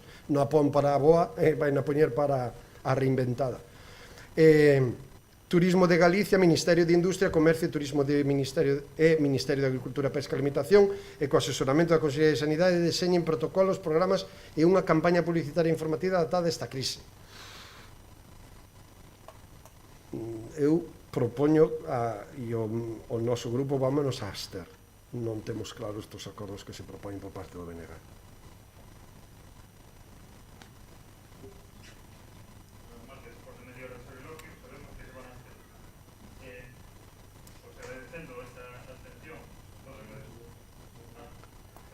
Sí, perdón. Nada, pois que lle agradezo que despois de media hora de soliloquio, pois polo menos pois anuncie que se vai a abster. E lle agradezo esa abstención e sobre todo agradezo aos outros dous grupos pois que apoyen a moción. Ben é certo que quen ten, que curioso, non? Que os que se van a abster son realmente os que tiñan que estar tirando por esta iniciativa e non estar en eses brazos caídos e esa incertidume que nos comunica o alcalde, que o único que causa é pois estupor e máis incertidume tanto no propio sector como nos posibles visitantes que deberían estar facendo reservas ou saber a que aterse para as datas da Festa do Marisco. Ben, fala vostede que pois que non vai ser en carpa todo isto, e incluso fala do Grovestock. Pois eu quero dicirlle que se está celebrando baixo as normas do COVID, por exemplo, feiras do libro itinerantes por todas as cidades de Galicia, en carpas, onde a xente pois ten que tocar os libros e se desinfecta e se están celebrando. Se está celebrando en Vilanova ou se celebrou pois tamén unha feira sobre a conserva, tamén con carpas, con jaimas, con moi parecido ao Grovestock. E pois parece que tamén sin ningún impedimento. Bueno, o 25 de xullo hubo diversísimos actos por toda Galiza e tamén sin impedimento, con concentracións de xente, mantendo distancias e cumplindo a normativa como non pode ser de outra forma. E tampouco pois parece que tivera impedimento e que eso pois puxera en risco nada. Hai que decir que efectivamente esta festa pois é fundamental para cadrar as contas do ano e moito máis neste ano que está como está, pois para todo o ámbito da restauración, dos hotéis, dos alugueres, dos campings, etc. Tamén dos comercializadores dos produtos do mar, das cetarias, das depuradoras, da lonxa, dos mariñeiros, das mariscadoras, de agricultores, que teñen en esa época pois unhas vendas extra para completar o ano. E hai que dicir que efectivamente o modelo das carpas pois exactamente como estaba, pois ao mellor non se vai levar, pero hai que decir que ese modelo de carpas no que entraba moito público xeral e que seguramente os que falten sean as excursións, porque cada vez pois é máis difícil meter a moita xente nun autobús e facelos viaxar, pero é que ese público das excursións non era o que entraba nos restaurantes, porque unha excursión non se pode meter nun restaurante 50 personas sin ter preavisado con tempo, con antelación para reservar e que sexa atendido debidamente nun sitio que cumpla a capacidade. Pero, sin embargo, durante a Festa do Marisco todos os restaurantes do Jorobe traballan, todos os restaurantes do Jorobe traballan. É casi imposible chegar a un restaurante do Jorobe durante os días do fin de semana da Festa do Marisco e non agardar por unha mesa. E restaurantes que doblan, triplican e cuadriplican mesas, que empezan ás 12 e pico a servir mariscadas e ás 4 e 5 da tarde siguen servindo mariscadas, vale? Entón, ese público familiar, ese público de xente de alto poder adquisitivo, ese público que demanda eso, pois creo que non podemos deixar ir e que o debemos atender.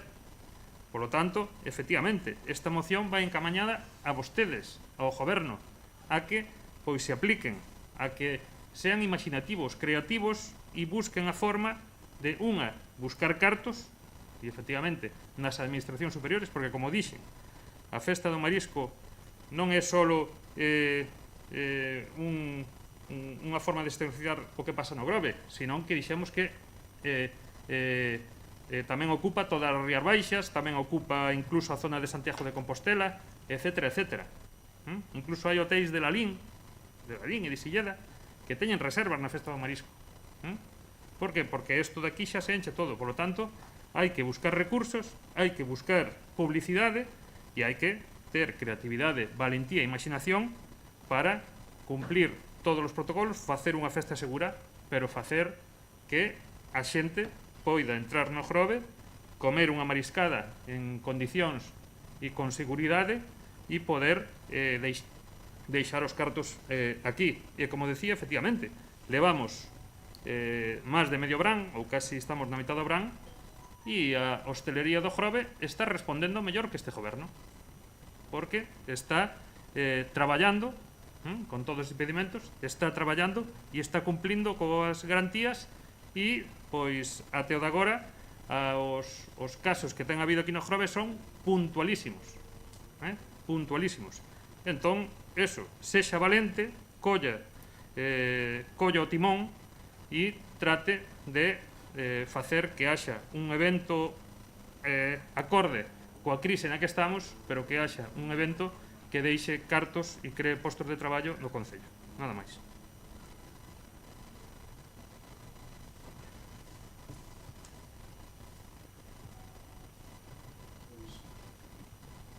Señor Outeiro, está vostede facéndonos variar a nosa opinión e derivando a nosa postura hacia un no. Porque o que acaba de dicir agora, vamos, non podemos compartir e estamos nas antípodas do que acaba de dicir. A ver, é que vostede acaba de falar exactamente igual que están falando todos aqueles que nos preguntan pola festa do marisco. E volvo a incidir, estaremos equivocados os 10 que conformamos este goberno, pero témolo clarísimo. Vostede acaba de relatar e de detallar e de explicar o modelo festa do marisco destes últimos anos. Que gracias á cantidade de xente que visita a festa do marisco, o recinto ferial da festa do marisco tal como coñecemos, con as actuacións que estamos tendo a nivel musical, o festival de música que temos, con todo o que ofrecemos, e principalmente coas carpas e os postos que ofrecen os diferentes produtos, xeran tal visitas e tal número de aglomeración que principalmente as fins de semana, permítame a expresión moi vulgar, o Grove bota por fora, e tanto bota por fora este recinto que é cando todos os restaurantes enchen, doblan e duplican e cuadriplican. Pero é que se non hai eso, o que lle queremos trasladar é que temos serias dúbidas de que a xente acuda ao Grove como pensamos todos que vai acudir. Que nos estaremos nos equivocando. Estaremos nos equivocando. E con moitos restauradores cos que eu teño falado, teñen unha postura clarísima. Que non, alcalde, que este ano temos todos clarísimo que non pode haber festa do marisco. E é tan característica a festa do marisco que facer outro modelo de festa do marisco non é a festa do marisco. E eu estou convencido que todos estes que están preguntando se realmente todos lles explicamos a idea que se pode trasladar aquí da festa do marisco, non virían e non se chegarían ao Grove, porque sinceramente, igual me podo explicar mal, igual non se me entende o que vou dicir. Para ir a cenar a mellor mariscada de Galicia ao Grove, non fai falta vir en outubro. Hoxe, mañán, setembro, outubro, novembro, calquer día que os mellores restaurantes de Galicia que están aquí no Grove nos ofrecen. Que a festa do marisco é outra cousa. E me parece que, polo que acaba de comentar, non se dá conta do que é a festa do marisco. Agora me estou dando conta que non é isto. Acaba de dicir vostede, todos os restaurantes botan por fora, pero que é o modelo que temos. E agora, temos que facer un evento acorde coa situación, pero que ademais deixe cartos. Imposible. COVID-19 incompatible con este evento. Totalmente incompatible. E máis, xa lle adianto que, ainda que se faga calquer modelo, non vai ser un modelo que deixe cartos, vai a ser un modelo a nivel publicitario. Pero económico, non. E máis, estou convencidísimo que se facemos o modelo que propón o BNG aquí, a maioría de hoteles non abren no mes de outubro. Non abren. Porque non vai a ter esa afluencia, porque a xente que pregunta, ides a facer o que facedes todos os anos. É que esa é a cuestión. Por lo tanto, é totalmente contradictorio decir fagan vostedes unha festa do marisco, porque ahora, ademais, xa nos acaba de poñer os deberes, por lo tanto, acaba de cambiar claramente o seu discurso, é dicir, é que esta moción vai en contra do goberno, é dicir, o goberno que se poña as pilas. No, vale, que se poña as pilas, vai para vostedes. Vale, pois desde o goberno dicimos, é incompatible xerar unha festa do marisco que cumpla a normativa COVID e, ademais, que xenere cartos, como vostede acaba de decir. Porque, ademais, todos están esperando, claro, festa de marisco para compensar pois a caixa pouca que vou facer, non por xullo e por agosto, insisto, por abril, maio, xuño. Pero que non, que nos estamos confundindo. Porque, vale, non vou comparar, pero que o Albariño en Cambados deixa moita xente, moita actividade, moito consumo, moito de todo. E que pasou este fin de semana? Podíamos haber celebrado aquí esa festa, o modelo este podíamos celebrar aquí no Salón de Plenos ou nun punto concreto facendo unha publicidade e tal. Sinceramente, que non acabamos de ver isto que nos trasladan. Por certo, Oktoberfest, unha das festas máis importantes a nivel internacional, que se celebra en Múnich, suspendidas de mes de abril, e recolle nunha semana máis de 200.000 visitantes. 200.000 visitantes. Todos os actos do 12 de outubro totalmente suspendidos. E así moitísimas actividades máis por diferentes puntos de España. En estas actividades, ahora me lembro que quería dicir, non me compara a Festa do Marisco con a Feira do Libro. Con todos os respetos, que mire que a mí me gustan os libros. Co Grovestock, cunha feira de libro, non podemos comparar porque nos estamos confundindo. Que non é así, que non é así. Entonces, un modelo donde teñamos que poñer un control de temperatura e xel hidroalcohólico, donde temos que limitar o aforo, donde temos que espaciar a entrada, donde temos que sentar a todos, crear mesas, xa significaría en principio ter unha inversión en mesas e sillas para poder darlle de comer e de ubicalas nas carpas que de mesmo non temos. Ahora ben, as carpas incluso teríamos que ampliar para agardar a distancia, teríamos que facer máis inversión en carpas posiblemente do que estamos facendo. Teríamos que traballar con varios concesionarios para ofrecer ese produto, teríamos que ter unha caixas, que teríamos que controlar todo ese acceso, e económicamente quen recupera isto? Sempre nos critican polo famoso déficit da Festa do Marisco, pois agora son eu que lles digo claramente que ese modelo de Festa do Marisco para o Concello de Grove é ruinoso e nos metería un burato no orzamento importante. Eu o que lle pido para volver á abstención e non votar no, que no punto 1 propoñolle unha emenda que sería que que se planifique, que se estude como un posible modelo de Festa do Marisco adaptada á crise, nomeadamente da banda hostelería. Modificar ese, que se planifique, porque aquí casi nos está dando a orden de que fagan vostedes isto. E eu lles digo que como moito podemos asumir a través do Consello Local de Turismo e de moitas máis xente coa que estamos falando, estudar como un posible modelo da manda hostelería de restauración facer isto. Pero xa lle digo, facer a Festa do Marisco nos restaurantes xa é outra cousa, non é a Festa do Marisco que todos os que nos visitan en outubro que están esperando, porque outra cuestión, concertos.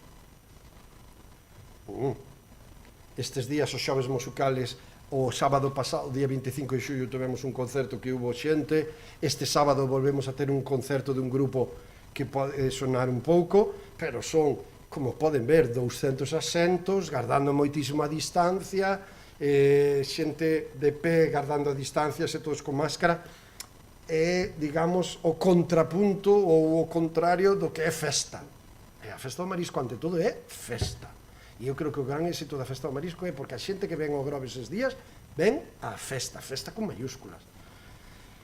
Sin duda alguna, vostedes siguen pensando en isto e non. E eu que quero, aproveito este micro e aproveito, e xa sei que me estendo, pero que é moi necesario precisar moitísimas cuestións. Hai que dicirlle a todo o sector turístico do Grove, aínda que se celebre algo da Festa do Marisco, algo, que ninguén pense na Festa do Marisco como gran salvador da conta de resultados, de pérdidas e ganancias da súa empresa, porque entonces estánse equivocando. Xa lles digo ahora mismo, olvídense, a Festa do Marisco este ano non vai a ser nada nen ter repercusión económica para os negocios do Grove. Lamentablemente, que parece que hasta...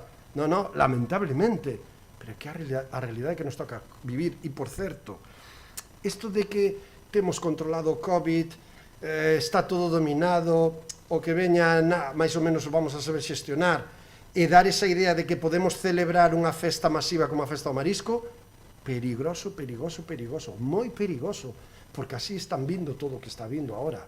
E, por certo, estamos falando de 1000 e pico contagios diarios en España outra vez. 1000 e pico diarios.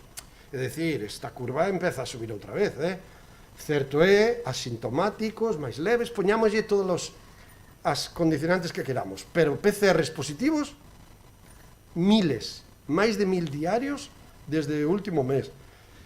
Eu creo que como mínimo de cara ao inverno e outono deberíamos dicir, e sinceramente aquí ou temos xa a vacina famosa, ou vamos a ir con calma e pisando o freno, porque nos estamos xogando 700.000 ou 300.000 euros do orzamento municipal que nós non vemos como recuperar. E hoxe, indirectamente, protagonista, a señora interventora, vai chegar un momento que nos vai dicir, oi, reparo máis grande de mi vida, que non sei se disfrutarán ou non, pero que o poñen aí e entonces este goberno un problema serio. Sinto moito, señora interventora, pero a ver, que non é tomalo a broma, ni moito menos, pero sí para nós é moi serio, porque ao mellor, non sei, pero sei que hoteles que están, pois alguén que lle cancela unha reserva, me dicía mira, eu agosto tiña todo hotel reservado, con xente de fora de Galicia, e estánme cancelando, cos datos que empeza a haber do repunte, estánme cancelando. Corrixo eso, como? Polas reservas que estou tendo de Galicia, Santiago, Coruña, Lugo, Ourense, diferentes localidades que veñen aquí, que chaman hoxe pola mañá para reservar pola noite. E di, bueno, máis ou menos estou safando con eso, pero que o Concello do Grove, e aquí teñen dous técnicos que lle poden aclarar, no momento que fagan un contrato e non se celebra o acto, o obxecto do contrato, temos que indemnizar. E seguramente, non sei, a mellor a valoración económica de indemnización pode ser maior ou menor, pero hai que indemnizar. Vamos a arriscarnos a facer unha cousa que non sabemos o que vai pasar en outubro. A nós é o que realmente nos pon respeto.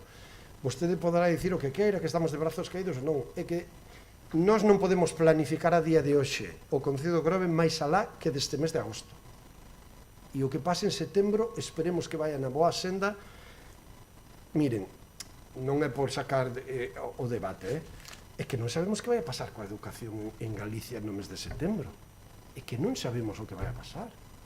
Non sabemos o que vai a pasar con moitas áreas públicas que socialmente teñen unha repercusión moi importante. Polo tanto, eu xa lles digo, parece que temos falado con moita xente, empresarios, e desde que falan eso de unha proposta mínima para manter o nombre da Festa do Marisco vivo e os de claramente dicir no, e entendemos que este ano non se faga a Festa do Marisco, empezan a ser superiores de entendemos claramente que este ano non se faga a Festa do Marisco.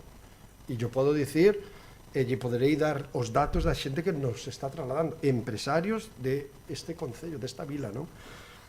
Eu, en ese sentido, bueno, para que non me acuse, despois de falar, e perdonen que ahora me estenda hoxe aquí, que levábamos moi ben o tempo e a verdad que nos estamos indo de hora, pero eu xa lles digo, pasaríamos ou non, porque vemos ahora que a deriva que toma esta moción é o que nós non queríamos, e entonces, se se pon que se estude como unha posible modelo de Festa do Marisco adaptada á crise de COVID-19, nomeadamente da man da hostelería e o resto, pero iso de planificar non, porque é unha obligación, planificar xa cambia.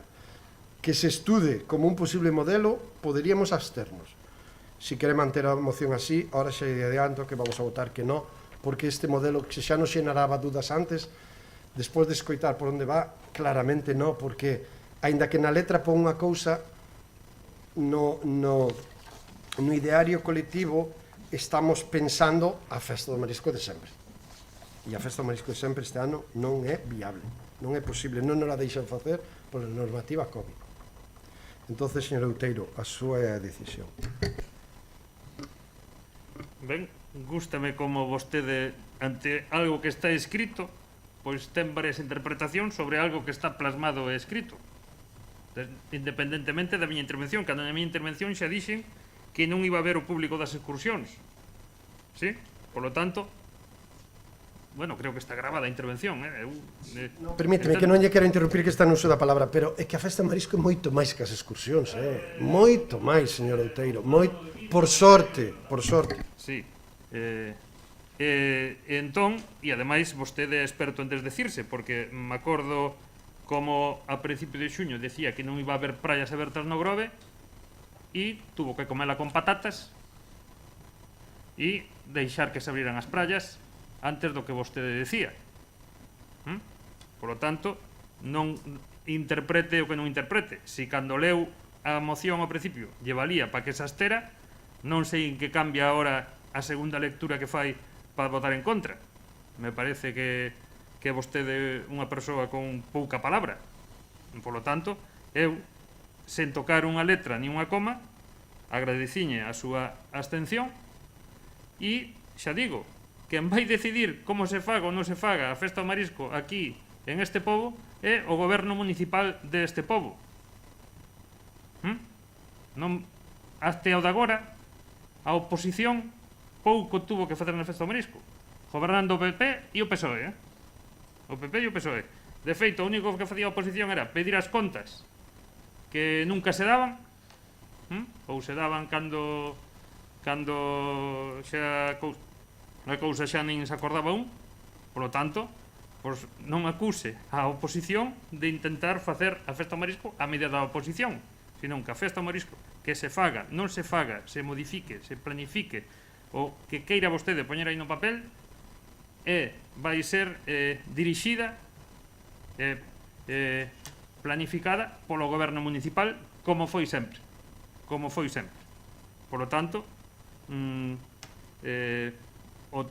si antes lle valía para absterse, eu penso que lle sigue valendo, porque xa digo, a oposición participaremos no Consello Local de Turismo e estaremos aquí para apoiar e axudar en todo o que se nos solicite, que desde este goberno normalmente é bastante pouco, todo hai que dicilo, e todo hai que dicilo, pois, as mentiras que dixo durante as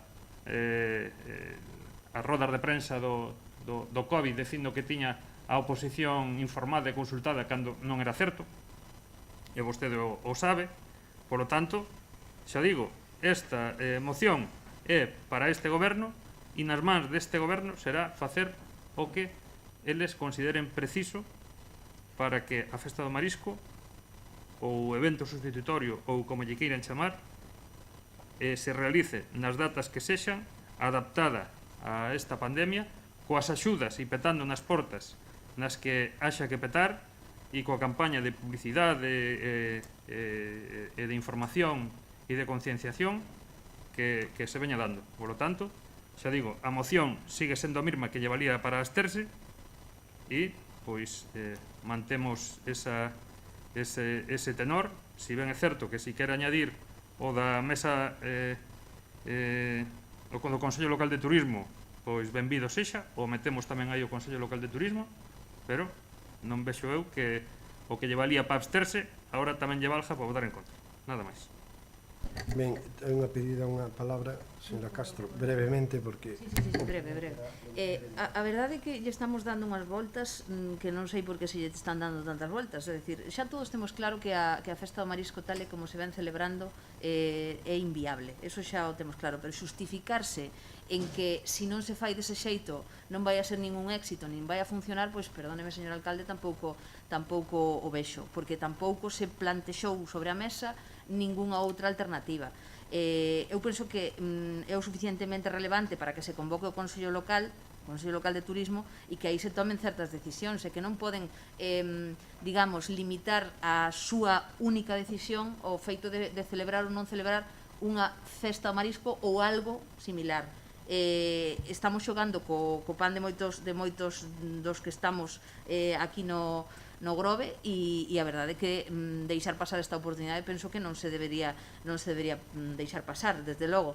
E o que, claro, estamos a día 3 de agosto e algunha decisión hai que tomar xa, porque xa ven sendo urxente e vostede dice que os empresarios que non sei como dixo, que non ven outra vía factible de facer isto. Home, eu penso que hai moitas vías posibles de facelo. e dende logo non comparto esta xustificación que está vostede facendo, porque o que tema é quen lle dice a vostede que o reinventar a festa non vai a funcionar. O mellor non funciona, non temos os mesmos resultados que a festa do marisco habitual, pero o mellor pois temos outro tipo de resultados que igual tamén son satisfactorios debido á situación a que estamos a vivir. Por lo tanto, perdóneme, urxe moito convocar ese Consello Local e tomar decisións, pero xa, porque estamos en agosto. A festa xa, como quen di. Moitas gracias. Ben, vamos a ver. Claro, que aquí nos daría para falar moitísimo. Convocaremos, claro que sí, o Consello Local de Turismo, e espero que tamén falemos moito ali. Pero que outra vez na intervención que acaba de facer vostede, señora Castro, non me quero estender, pero a festa do marisco tal como coñecemos non, pero faremos algo similar. Claro, sí, pero xa non vai ser festa do marisco. É que en eso estamos, e é importantísimo. E xa sei que non lles gusta o que lle estou dicindo, pero é importantísimo porque eu sei que vostedes falan con moita xente, pero nós falamos con moita xente, e toda a xente, comerciantes, restauradores, hoteleros, que nos preguntan, todos, no barcos de pasaxe, todos nos están preguntando si vamos a facer a festa do marisco que todos conocemos. Esta. E aí xa lles digo que se é inviable. Todo o demais que pensemos non vai ser festa do marisco. Porque máis, e aí xa é unha aposta que me vou arriscar, que non me gusta facer apostas na política e nas decisións de goberno, pero me aventuro a decirlle que calquer outro modelo de festa do marisco que non sexa o que todos coñecemos provoca que moitos locales en outubro estén pechados. Estou convencidísimo, porque non vai haber a cantidade de afluencia de xente que todos pensamos na mente que facendo outra cousa similar á festa do marisco vamos a ter. Pero bueno, pero que vamos, clarísimamente, porque é que acabamos de ver na festa do Albariño, na festa vikinga, na festa da agua, en todas as demais festas que se fai algo por manter o nombre, pero que na realidade económica non teñen repercusión ninguna. Ninguna.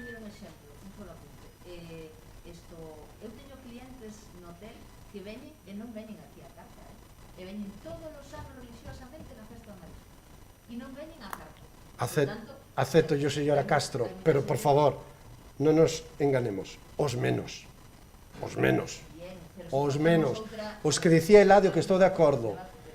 Claro, que estamos abrindo debate, por eso creo que é mellor o foro do Consello, pero, como dicía o señor Outeiro, é que hai reservas en hoteles de Vigo, de máis abaixo, de Bayona, de Nigrán, de Lalín, de tal. Esa xente ven á festa do marisco.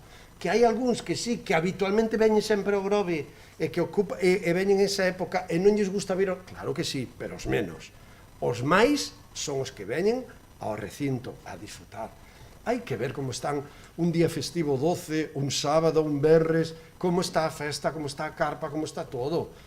E iso é o que a xente realmente no fondo está esperando. O que nos preguntan é: vai haber eso, porque eso, eu miro a miña facturación de outros anos e é o que quero para compensar a pouca facturación que tuve os meses previos a xullo.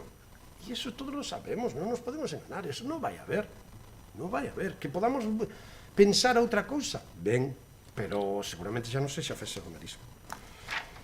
En definitiva, e remato xa, dando o beneficio da dúbida e valorando que vamos a planificalo e a pensalo e a ver que decisións tomamos e convocaremos ao Consello, porque non se diga, e que tampouco quero que se faga informacións que den titulares que non nos levan a un lado sobre a festa do marisco. Finalmente, desde o Grupo de Goberno vámonos a abster, convocaremos o Consello Local de Turismo, falaremos e veremos que decisións vamos tomando respecto a Festa do Marisco edición 2020, que desde logo, igual que a nova normalidade, nada vai a ter co que todos os pensamos. Por respeto, como é o vostede oponente, non sei se quere dicir algo, senón xa procedemos a súa votación. Sí?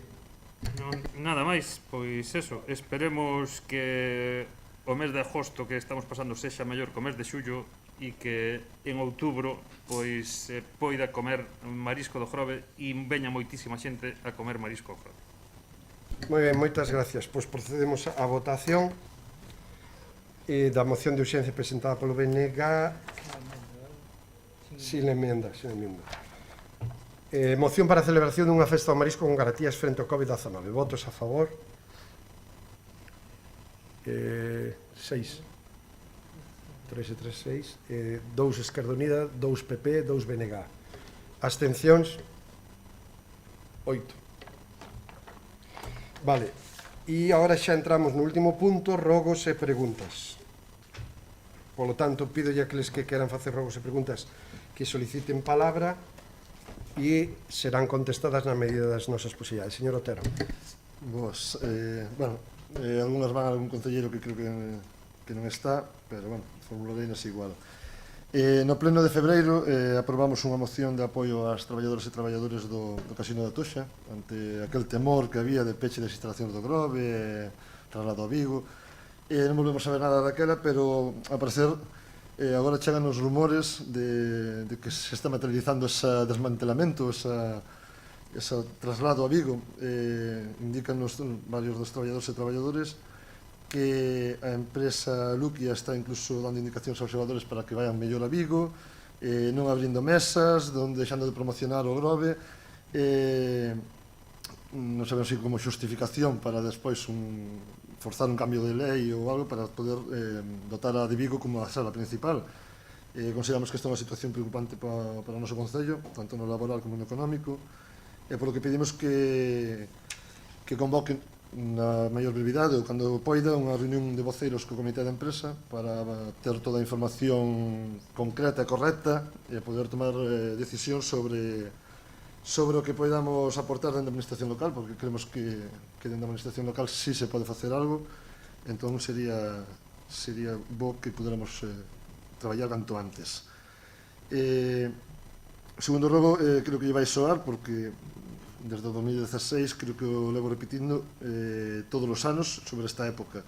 É relativo á página web de Turismo Grove e ao engano que se está facendo aos visitantes da mesma e aos visitantes do Grove, porque a web que se actualiza de Pascuas en viernes, máis ben en Pascuas que en viernes, continúa anunciando que no Grove existen areais con distintivo de bandeira azul, cando non é certo.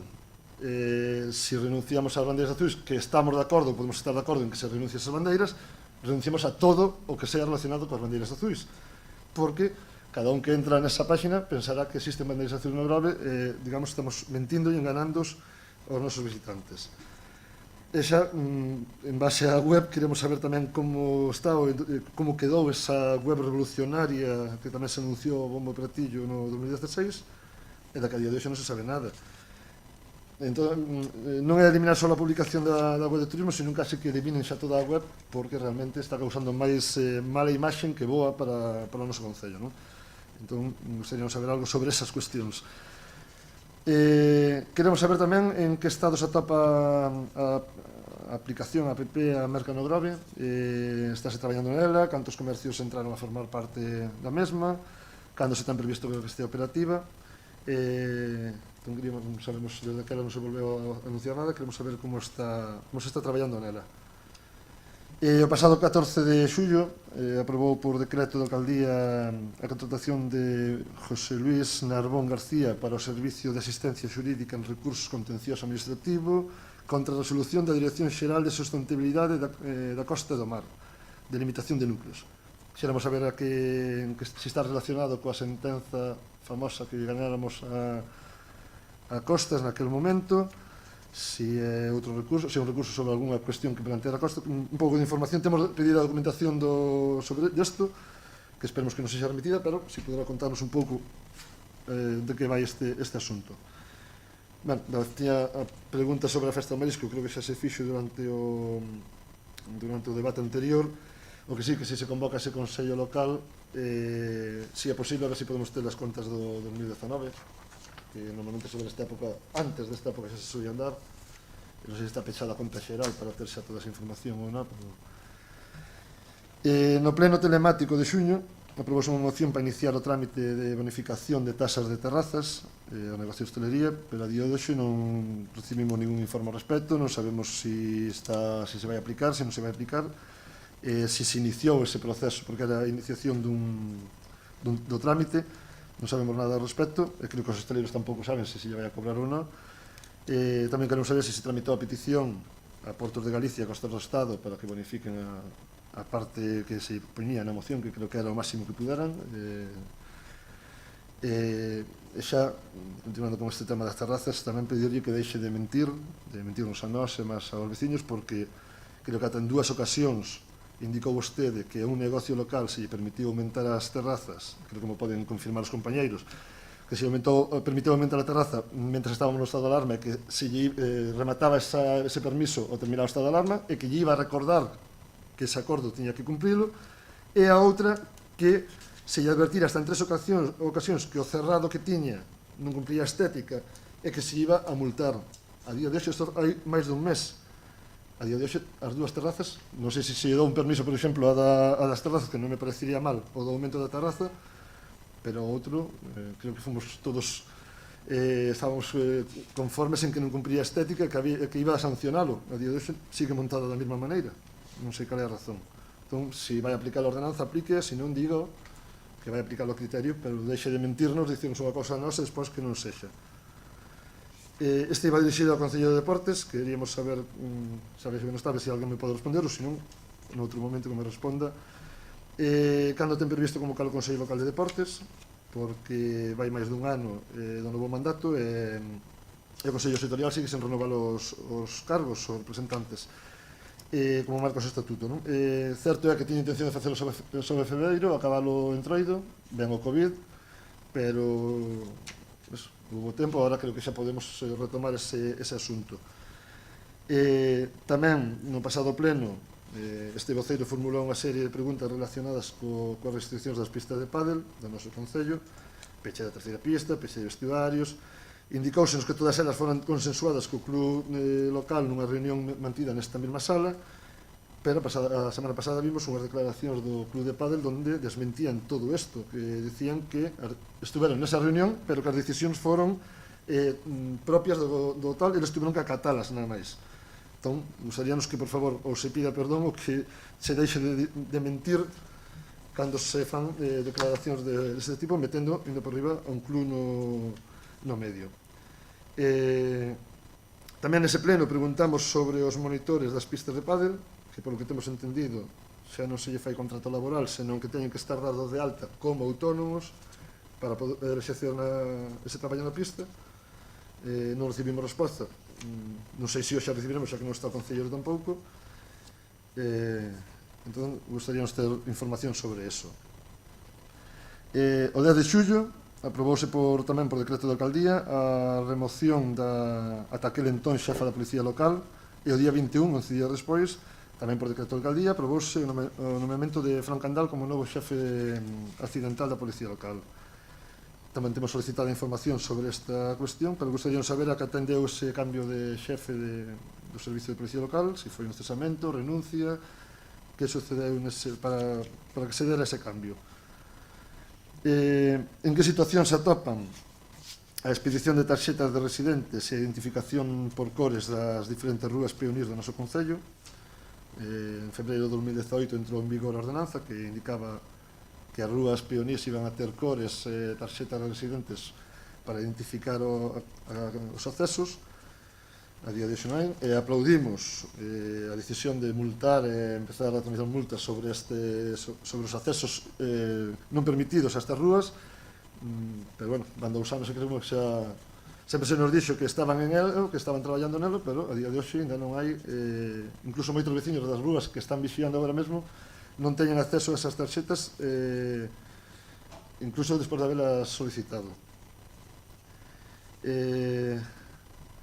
Tras o remate das obras de humanización de Alexandre Bóveda, o pleno pasado lle dou a enhoraboa, nós non lle vamos a dar, pero si vamos a facer unhas puntualizacións porque vemos que circulando pola mesma non se aprecian as líneas de división de carriles nin a dos pasos de peóns, e creo que son moi perigoso para os viandantes, incluso para os vehículos que circulan por ela. Entón, non sei, buscar unha pintura que dea máis reflexo, que se vexa mellor, ou buscar unha alternativa de cores que entren dentro da normativa de tráfico, lógicamente. Varios usuarios do tramo do vial que transcorre dende Atlántida hasta Ciradella Alértanos do perigoso que resulta circular por esa estrada, é forestal, é estreita, e hai vehículos que circulan a moita velocidade, e incluso agora creo que é obrigado o tránsito de camións por ese trayecto para poder ir ás conserveiras e fábricas do Concello, non? Entón non sei se pertence ao Concello, se creo que de Diputación, procurar que se anchee ese vial, se vai obrigar a circular os vehículos pesados, ou buscar alguna alternativa para intentar, porque calquera día podemos lamentar unha desgracia.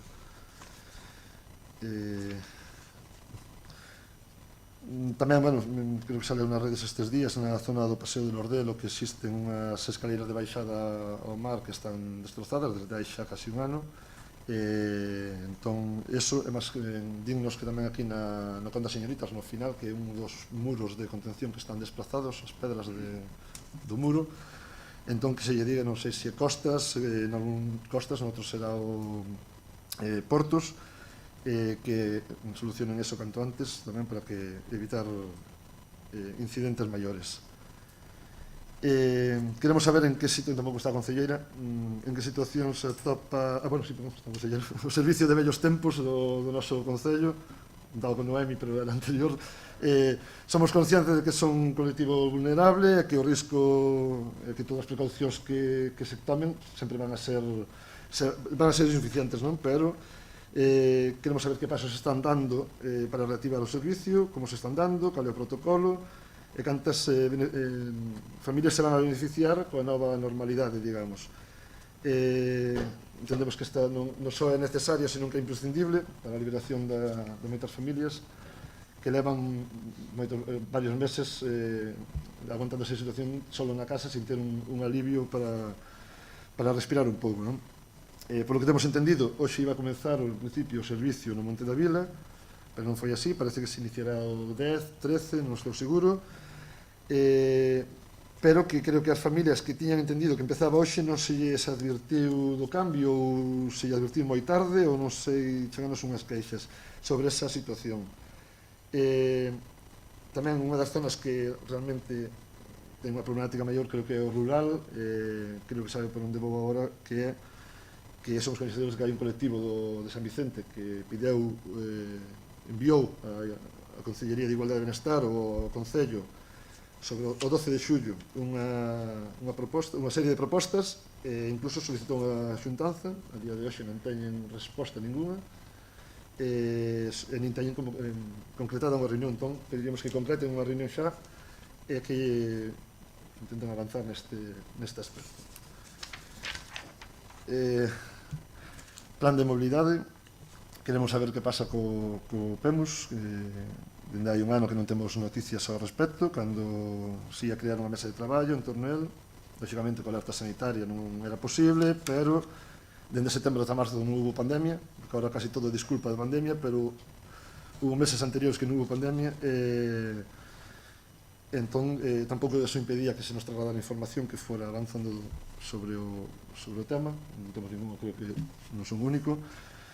Non sabemos nada tampouco das propostas que o noso grupo fixo en setembro do 2019, propostas relacionadas con a monetización desta rúa de atrás, da Rúa do Corgo, da apertura do vial de Monte da Vila, a Taxón 23, do traslado da parada de taxis á Avenida do Corgo, de Beiramar, a creación do mapa metro minuto ou do mini parque infantil de tráfico. Propostas que trasladamos e que das que non recibimos ninguna resposta. Tampouco nada, nin vemos indicio de ter feito nada sobre a proposta de bolsas de terreo factibles, que lógicamente había que negociar cos propietarios para crear aparcamentos. E creo que é importante porque máxime ahora coa finalización da Alexandre Bóveda, antes fixo uns cálculos e creo que se eliminaron medio centenar de aparcamentos. Podo especificar concretamente porque Google Maps é moi bo para eso, para ver as anteriores e as novas imaxes. O sea que medio centenar de aparcamentos entre todas as zonas de Alexandre Bóveda, Rosalía e Conchases elimináronse tranquilamente. Tampouco vemos nada feito sobre a accesibilidade no noso concello. Nese documento entregado Como dixen, en setembro de 2019 fixemos unha exposición de ata 15 pasos de peóns no que non contaba coas rampas de acceso. Todas elas continúan no mesmo estado. Solicitaríamos que no prazo de 2 meses, dando que agosto, digamos, sempre suele ser para un vacacional político, que tuéramos algunha xuntanza sobre este asunto. E por último, queremos saber, e agora sí que non está a concelleira responsable desta área, por que motivo non están publicados os pregos de condicións para o concurso da cafetería da Casa de Terceira Idade, cando o actual concesionario rematou o pasado venres, o 31 de xullo. Tamén queremos saber por que motivo se lle achaca esta cuestión, ou sea, este retraso nos pliegos á citada concesionaria, polo visto, por non finalizar o 20 de setembro, cando o contrato finalizaba 20 días incluso do que o fixo, 20 días antes, perdón, do que o fixo. Estivemos repasando a documentación que está colgada na web de contratos de Galicia e está asinada polo propio secretario. No expediente, a cafetería formalizouse, o contrato da cafetería formalizouse o 12 de xullo do 2016, tendo que finalizar o 11 de xullo do 2020, despois da prórroga, que estaba dentro dos pregos. En xuño deste ano, a adxudicataria solicitou a ampliación do prazo equivalente ao tempo que estivo pechada pola alerta sanitaria, co cal sí correspondía ao 20 de setembro.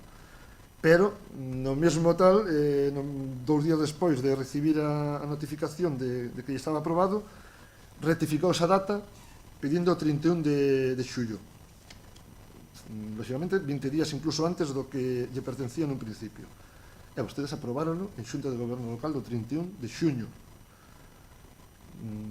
Como dixen, tendo en conta que terminaba o 11 de xullo e a 31 de xuño xa tiñan constancia de que un mes despois pecharía, creo que é tempo suficiente, unha, para telos antes do 11 de xullo e outra para telos antes do 31 de xullo, de ter os pregos feitos e agora mesmo subidos, ainda que hubiera 2 días a cafetería pechada, estaría moi pronto aberta. Desta maneira pasarán meses coa cafetería pechada, non? Entón, gustaríanos que se lle pidira disculpas á adxudicataria porque nos din que está recibindo presións de que ela é culpable desta situación e que se saque canto antes o concurso para a nova adxudicación da cafetería, para que a Casa de Terceira Idade non teña, os usuarios da Casa de Terceira Idade non teñan que estar sen dispor deste servicio. Nada máis. Moitas gracias. Alguna proposta máis de rogos e preguntas? Se non, paso a palabra aos meus compañeiros, compañeiras que queran. Señora Castro.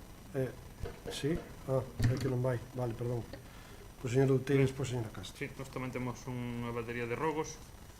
Unha empeza por un punto negro no estado do tráfico, que é a rúa que conecta a Avenida de Portugal con Rosalía de Castro, onde está o bar Alexandro, e hai usuarios que propoñen o troco de sentido desa rúa, que sea de baixada para que eliminar ou tratar de eliminar ese punto negro, así como que para agilizar o tráfico no cruce da Avenida de Portugal con Rosalía de Castro e Rúa da Igrexa, se instale unha rotonda transitable para eliminar a isleta, para que os vehículos grandes poidan xirar mellor. E aparte, as beiras rúas en ese entorno non están adaptados e é moi difícil transitar con carros de nenos, e imposible para cadeiras de rodas.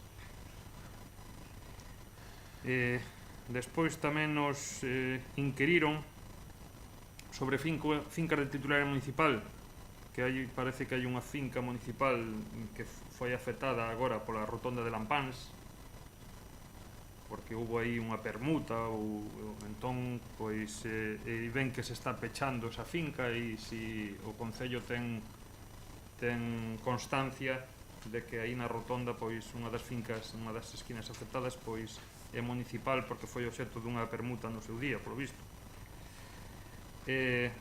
Con respecto a que están anunciando que o da penalización, que se fixo un pintado do chan de sinais azuis en 2 rúas, e queremos saber se iso vai se estender ao resto de rúas peonís ou se é un solo, pois parece que eran unhas rúas que estaban sendo moi transitadas e foi onde se estuvo facendo medidas coercitivas por parte da policía local, si isto está, como está tamén o tema do PEMUS que xa se citou aquí, e o tema dos vehículos autorizados a circular polos barrios e polas zonas peonís.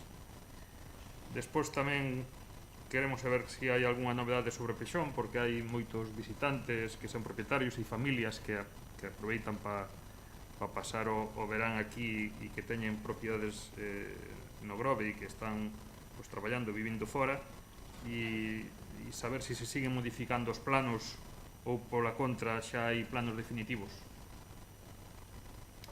Tamén queríamos saber con respecto a EDAR pois como está sendo o seu funcionamento por parte da xestión municipal, como están respondendo os traballadores, como vai a depuración e como vai os desperfectos que facían imposible a súa recepción, se están reparando ou se bueno, pues está cumplindo pois, as expectativas que ademais no verán supostamente cando máis carga de depuración ten que soster polo número de habitantes que ten o concello, pois a non ser que no inverno pois os veciños que vivimos aquí pois seamos moi usuarios da rede de sumidoiros, pois supostamente unha EDAR que para depurar aguas pois debería depurar máis aguas cando máis habitantes hai nunha poboación. Despois tamén con respecto ao abastecemento de agua pois saber como está indo, como está indo o ritmo de averías e se xa hai informe do depósito de San Vicente. Con respecto ás obras do auditorio pois tamén preguntan cando se vai rematar e que parece que hai gretas e desperfectos en instalacións do entorno e como se vai abordar ese problema.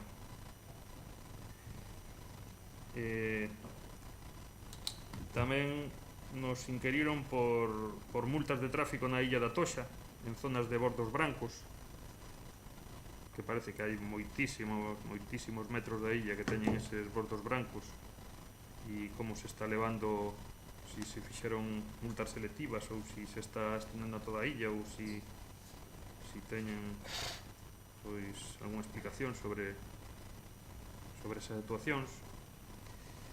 Despois tamén con respecto ás praias pois estáse vendo sobre todo, xa digo, con o mes de xullo que hubo e cos fin de semanas que hubo pois hubo praias saturadísimas de persoas e se está levando algún control do número de bañistas e se hai indicadores sobre cantos bañistas ou cantos usuarios pode haber en cada praia, ou realmente non se está facendo nada e mentras pois non haxa problema pois mira para outro lado e cando haxa problema pois xa miraremos como facemos. Tamén pois hai pais que preguntan como que postura vai tomar o Concello con respecto aos comadreos escolares, xa que queda mes e pico para que empece o curso académico e querían saber pois a que aterse.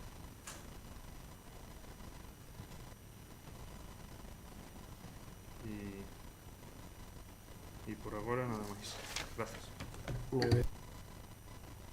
Sí, no zona do Sineiro, vindo da igrexa subindo a costa esa e xirando á dereita, hai un terreno aí que outro día me pararon e dice que eso non pode estar así, que é unha vergonza, e a verdade é que efectivamente o terreno pois polo visto ten, xa vostedes son coñecedores do tema, ten de todo menos limpeza nesa zona, e nos pedían que tomáramos cartas no asunto porque xa o dixeron xa por activa e por pasiva e iso sigue igual. Saben que les digo, non? O terreno ese subindo. Despois comentar que as cargas e descargas as zonas de carga e descarga daqui do Grove, a verdade é que é un escándalo, o sea, aí aparca todo o mundo e non hai forma de que os vehículos de empresa comerciais poidan aparcar, e facer un pouco fincapé en que a policía local pois mire moi máis por este tema, porque hai bastantes proveedores que denuncian o tema e que lóxicamente están na súa razón, non? Falar un pouco tamén do aspecto que estamos dando nos xardíns. Están moi secos, polo menos pola zona de San Vicente. Eu xa sei que hai sequía e todo eso, pero a verdade é que a imaxe que estamos dando é bastante lamentable, O sea, todo o que son a glorieta do Campín do Espiño, todo o que son a glorieta da zona do Roxelo, eu penso que non hai xardín que se safe, e non é excusa que estemos pasando por unha época seca, porque eu penso que hai medidas que se poden poñer para que isto este un pouquiño máis decente, sobre todo nesta época. O que lle comentaba antes tamén do reforzo da recollida de basuras, especialmente por ese tramo. Lembre, por favor, o tema de raeiros, porque xa digo que levan días aí e van acumulando, cada vez a montaña faise máis grande. E preguntar tamén aquilo que se había dito, bueno, para empezar, o parking de Entre Hortas, que me saleu a colación do que vin aquí na proposta da alcaldía. No seu día se había comentado de que se iba a ampliar a zona de entrada, dendo parada de taxis e eso, ver un pouco como está este tema, e sobre todo, de algún xeito, eu penso que se deberían identificar mellor as zonas de estacionamento, especialmente esa en concreto, porque a non ser os que vivimos aquí, o resto non se enteran que hai un parking aí. Entón, é un tema que tamén sería interesante pois anunciar, pero antes o mellor solucionar ese problema para que teña o acceso directo que se dixo que iba a ter e que non sabemos nada deso. Siguen denunciando o tema dos badéns na Avenida de Portugal.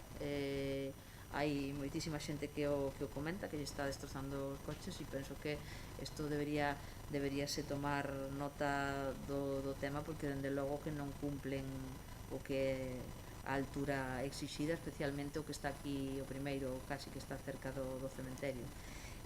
Xa houve varias danzas con ese badén en concreto, e a ver si se pode facer algo ao respecto.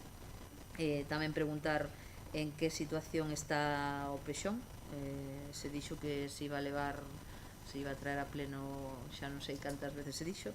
E a verdad que, facer un comentario a colación do que decía o voceiro de Esquerda Unida, que es que nos parece isto unha legislatura que estamos de incertidume total. Estamos prácticamente sentímonos, polo menos os da oposición, ou falo polo Partido Popular, estamos un pouco no aire, porque que aquí non se nos convoca para nada, non se nos informa para nada.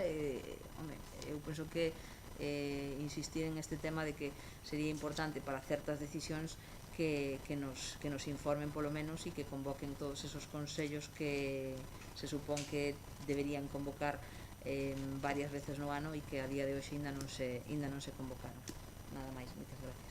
Moitas gracias. Pois pediño aos compañeros e compañeras que pidan palabra para ir contestando as rogos e preguntas que se trasladaron na medida que podamos, e se non quedarían aplazadas para outro momento. Señora López. Si, en relación co Marketplace, actualmente, a día de hoxe, temos 30 comercios adheridos. Esta non é unha cifra pechada, xa que sigue disponible o formulario de adhesión, que está nun banner na página web do Concello do Grove e na página de Facebook. A empresa está ultimando detalles para que os comercios poidan empezar a subir o stock. Ahora mismo estamos en conversacións cos comercios para pechar temas de maquetación e deseño. Somos conscientes que a tempada de verán está ralentizando un pouquiño este proceso. En todo caso, intentaremos que estén activo o antes posible. Moi ben, moitas gracias. Si, Quito. Achaga.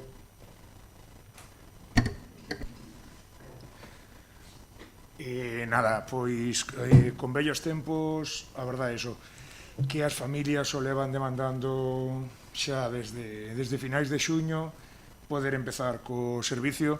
A min personalmente, pois dábame un poquinho de medo, porque, bueno, non deixa de ser a población de máis risco dentro do pobo.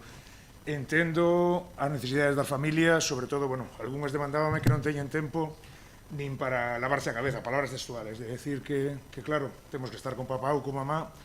Entón, nada, pois puxémonos un poquinho co tema, convoquei as familias, leva 15 días, non é desculpa, pero leva 15 días de vacacións, Ana reincorporouse hoxe a traballadora social, e temos que ver os casos que son susceptibles de volver ao servicio. Non todas as familias que estaban antes acollidas antes desto, nesta situación, se poden acoller, porque, bueno, os protocolos son de non mezclarse, non levantarse cando non se poden levantar, e hai casos que son máis difíciles de tratar.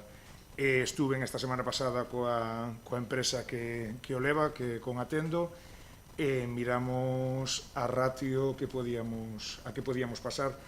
Estamos actualmente, tiñamos 18 usuarios na parroquia, aquí no Grove, en Brixe das Mareas, e 8 nas Baladas.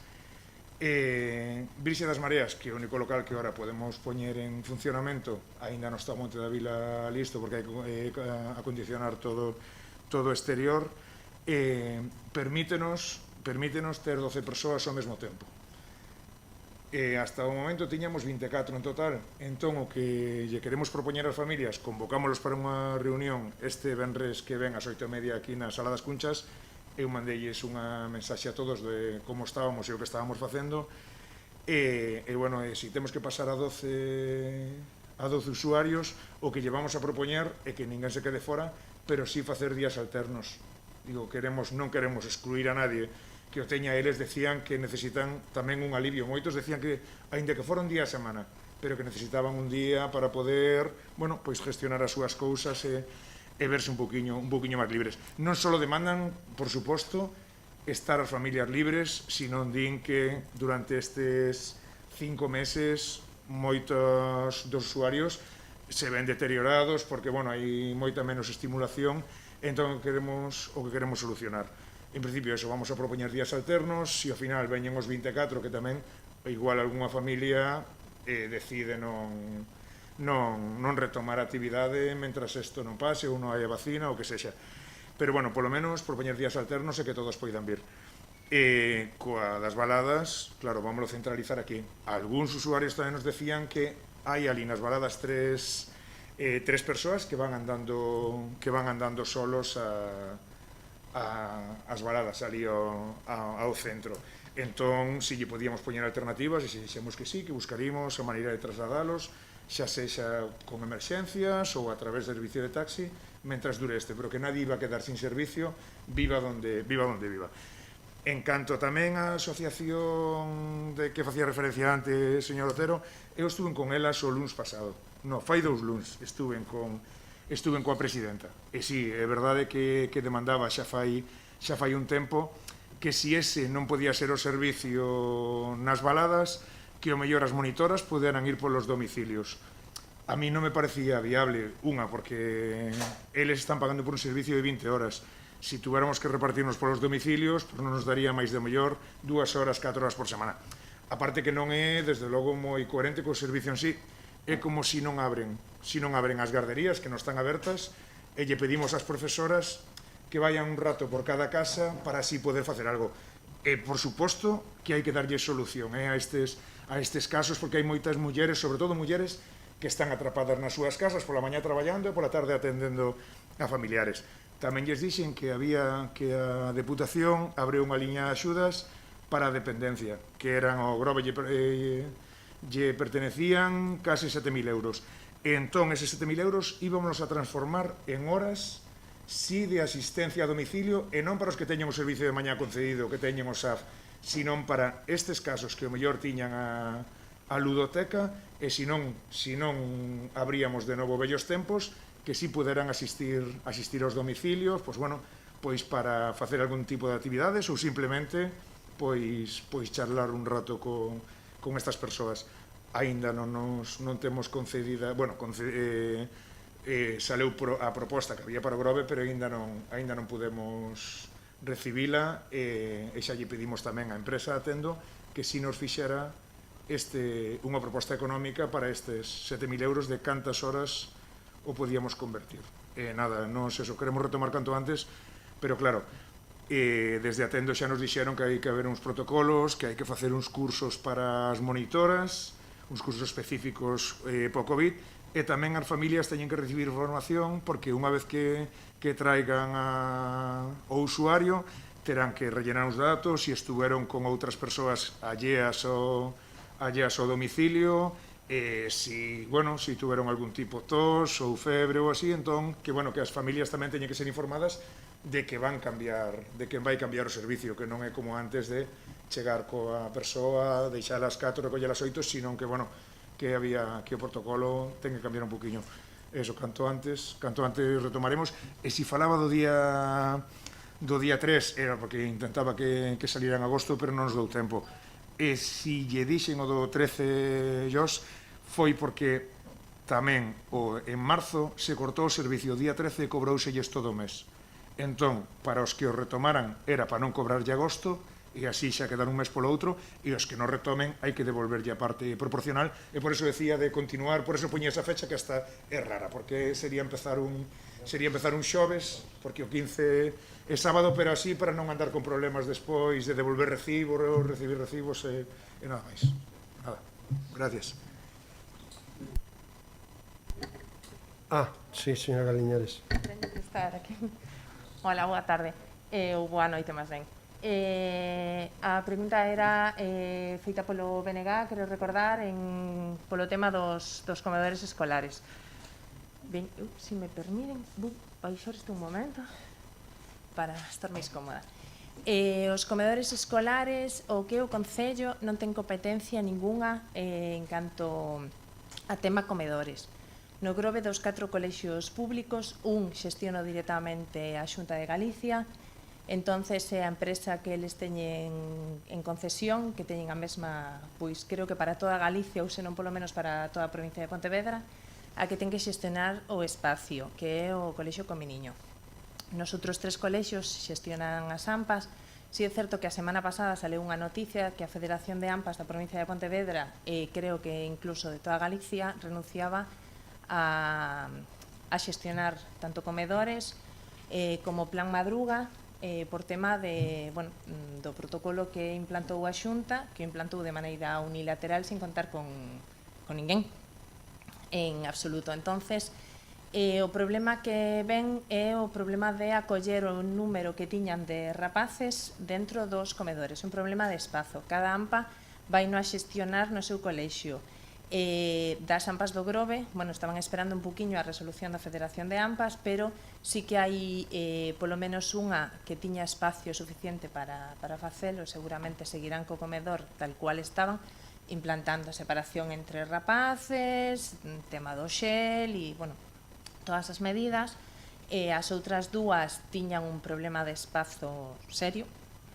Dende o Concello vamos a colaborar con eles no que poidamos, pero sempre eso, tendo en conta que o Concello non ten competencia ningunha. E máis, o protocolo obliganos, ao parecer, a incrementar o orzamento en educación casi a doblalo, sin contar cos concellos.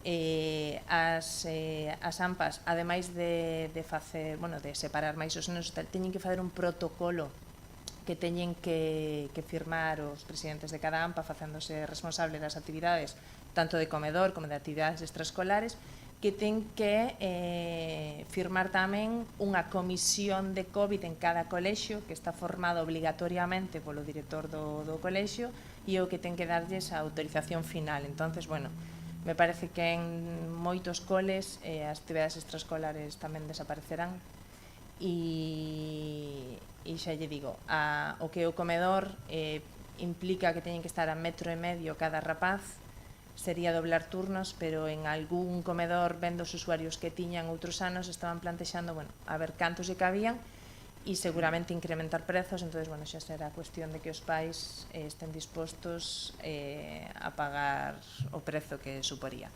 De momento, pois, están a expectativa do que decida a Federación de AMPAs e tamén, bueno, de poder xestionar todo cos directores que agora mesmo están todos de vacacións. Volverán o 1 de setembro a poñerse en marcha. Pois nada máis, moitas gracias. Moi ben, moitísimas gracias, señor Otero.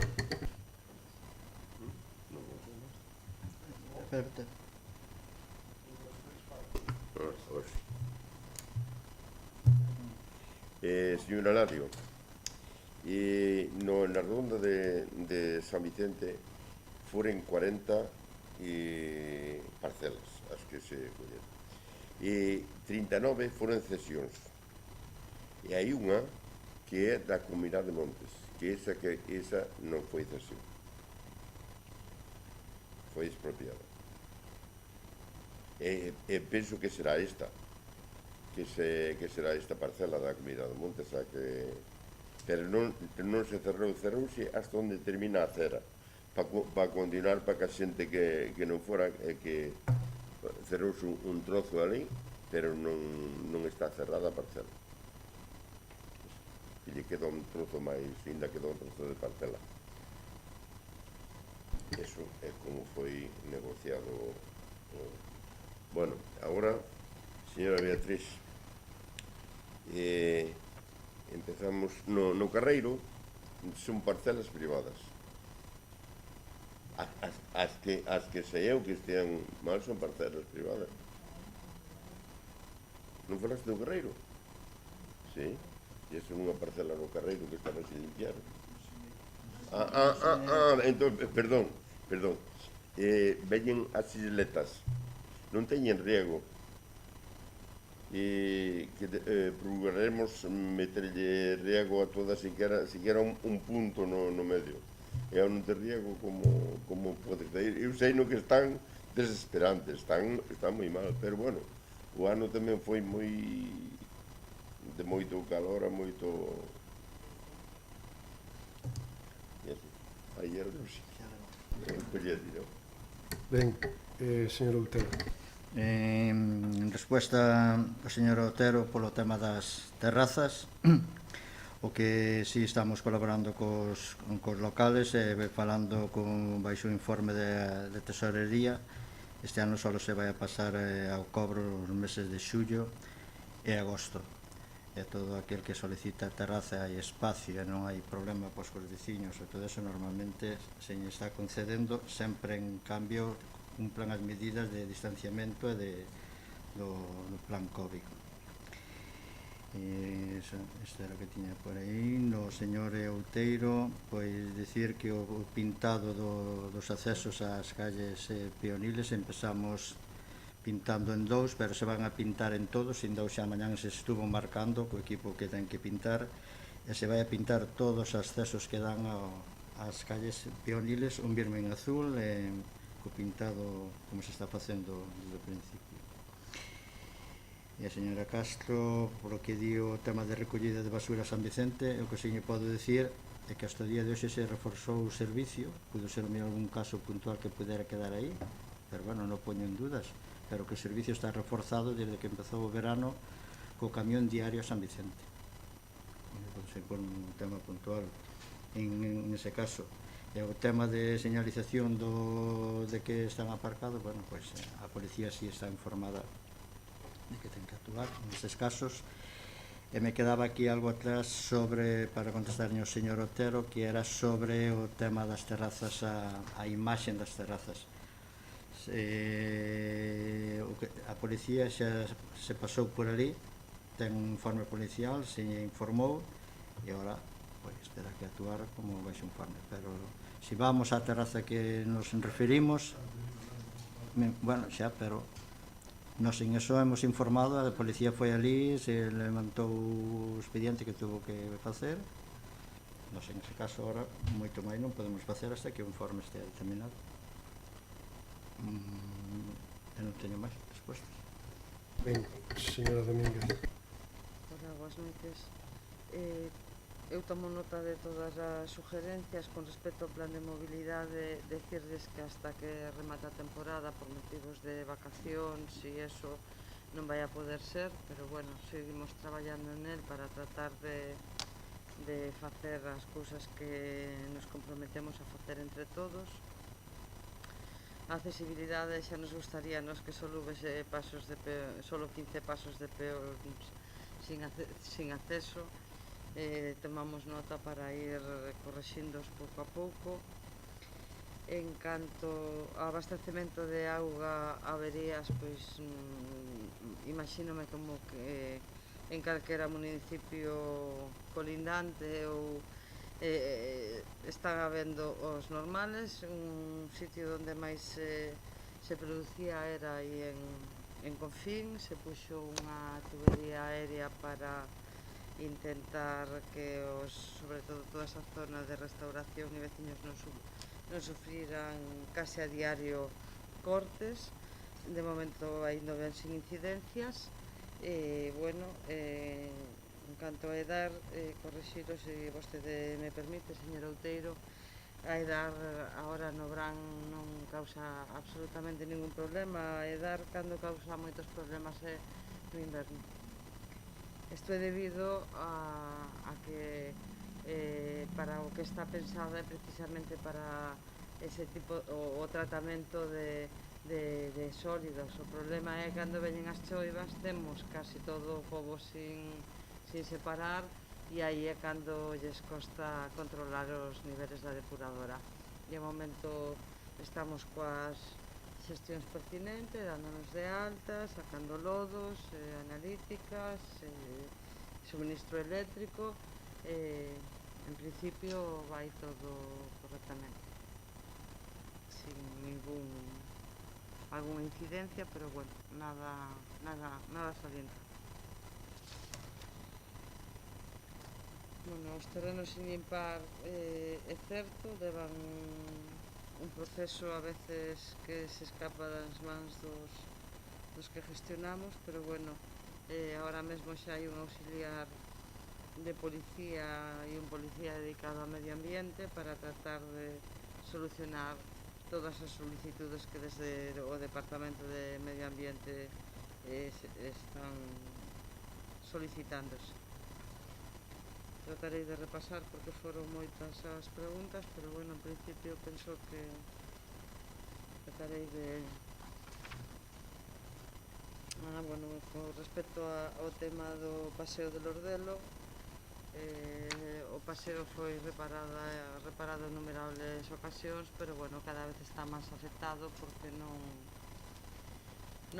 se fixo correctamente, e entonces traballo mar e bueno, estamos aí negociando a ver se Costas nos bota unha man, en que o mantenimiento é noso, a inversión non vale con poñer as pedras e reparalo, porque cada ano vai a máis, porque están posadas sin unha estrutura firme.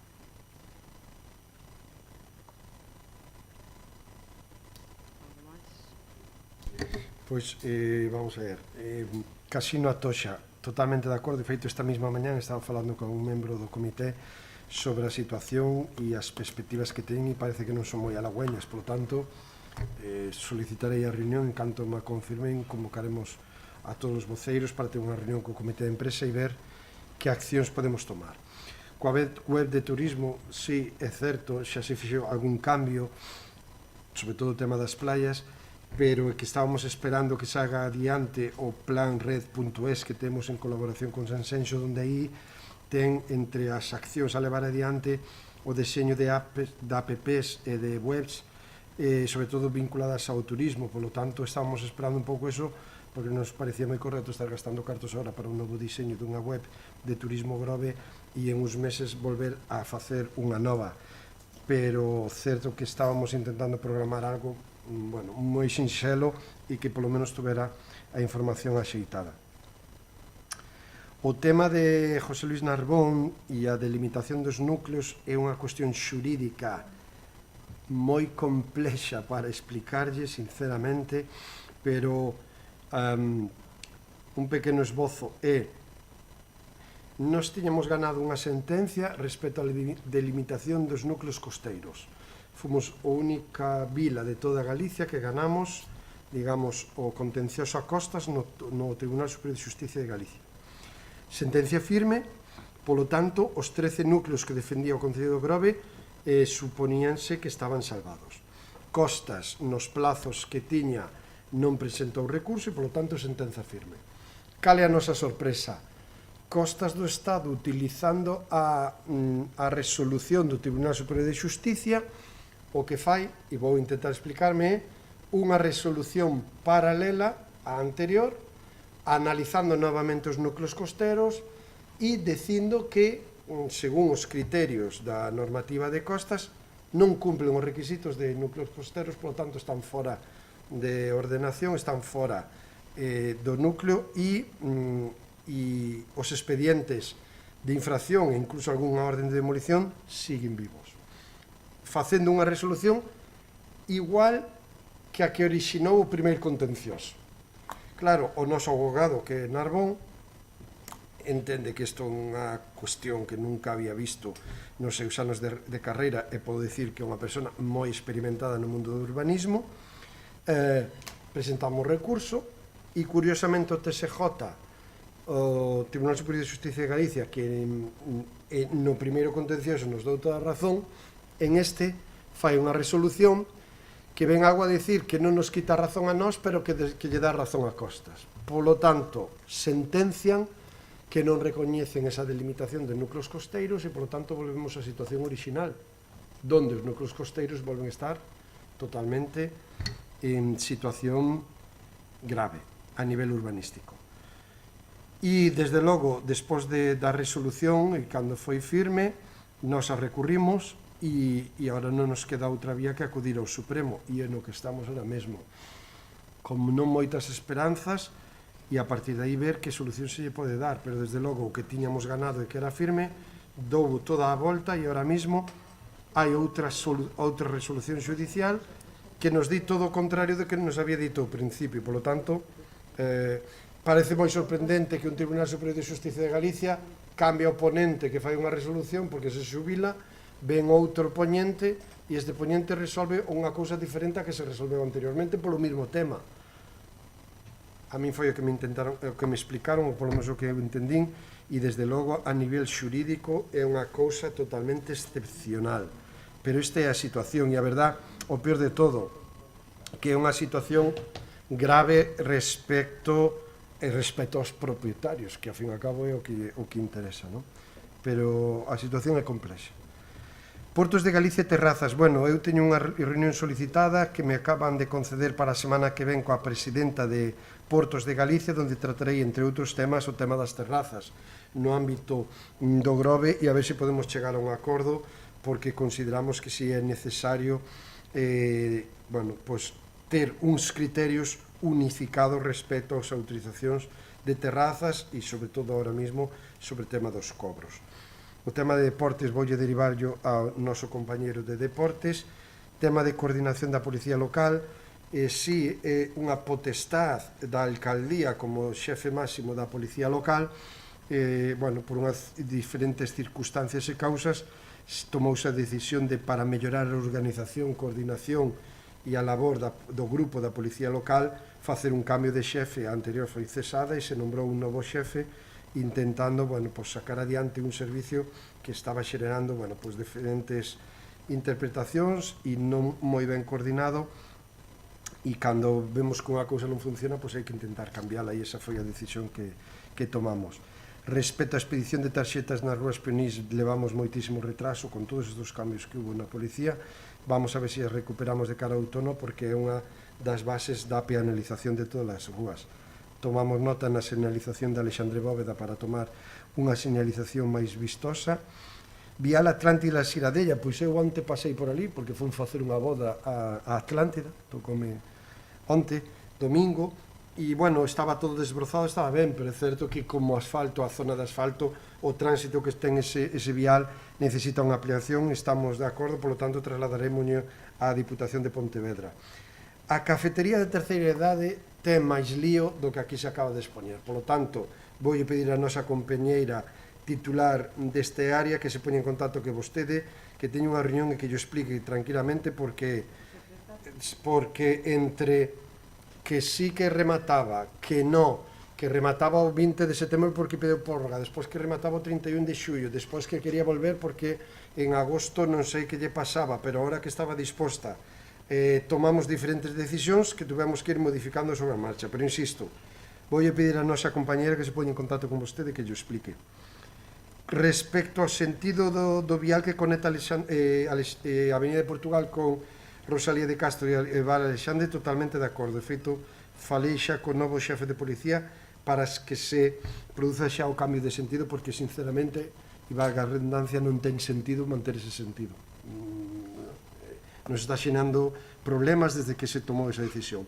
Volveremos á situación original.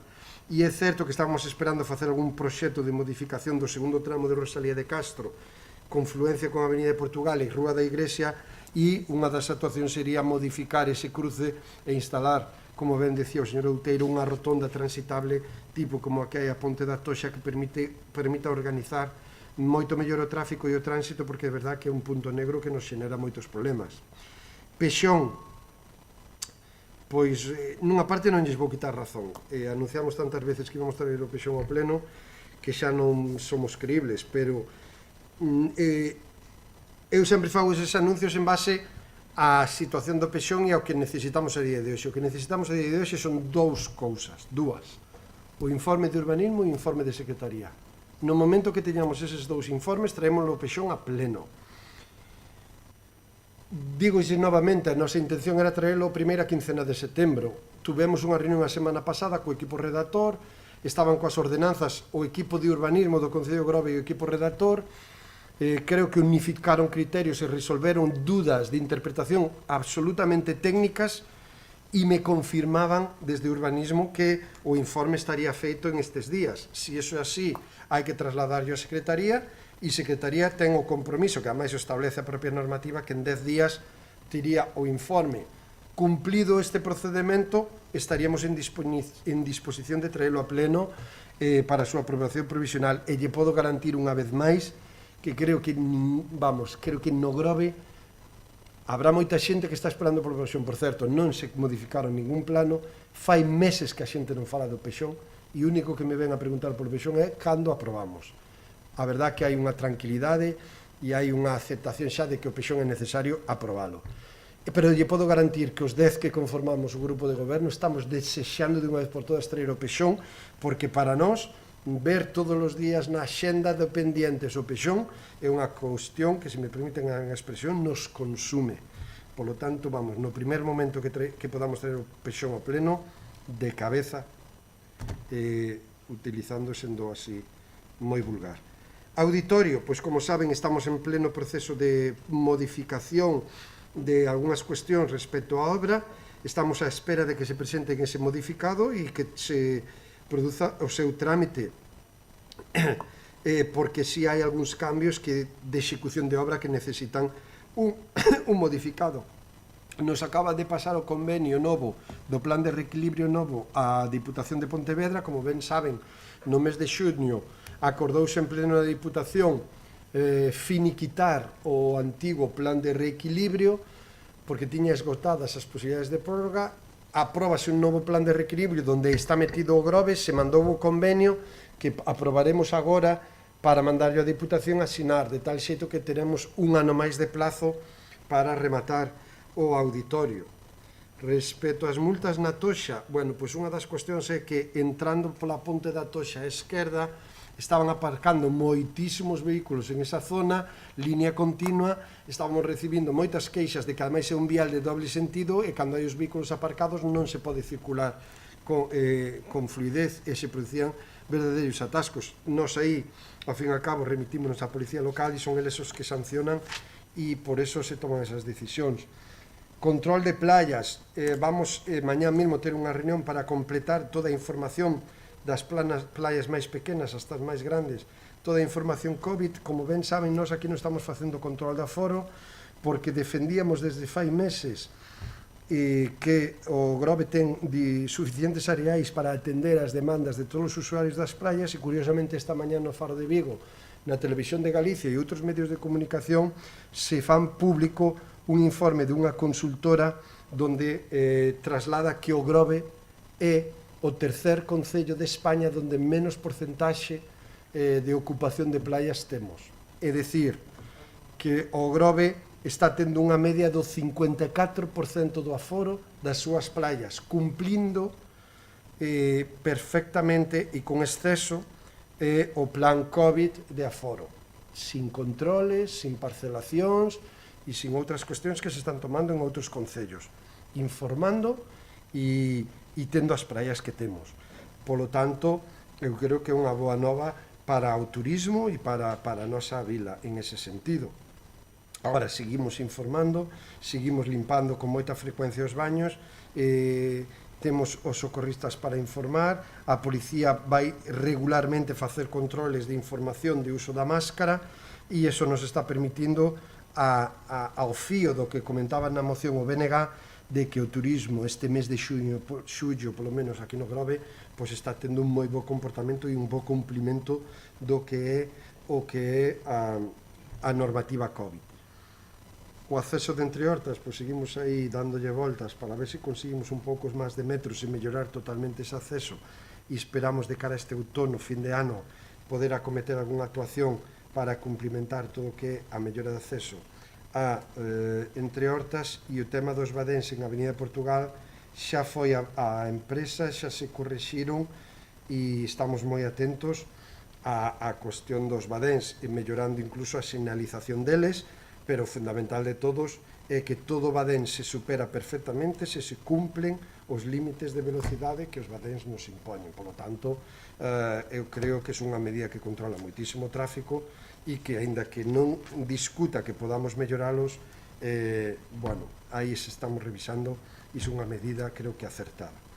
Creo que respondemos a prácticamente todos os ruegos e preguntas, a excepción dos que non están os compañeros non presentes, agradecéndolle moito os mesmos, tomaremos nota e se máis puntos que tratar levantamos a sesión. Moitas gracias, boas noites.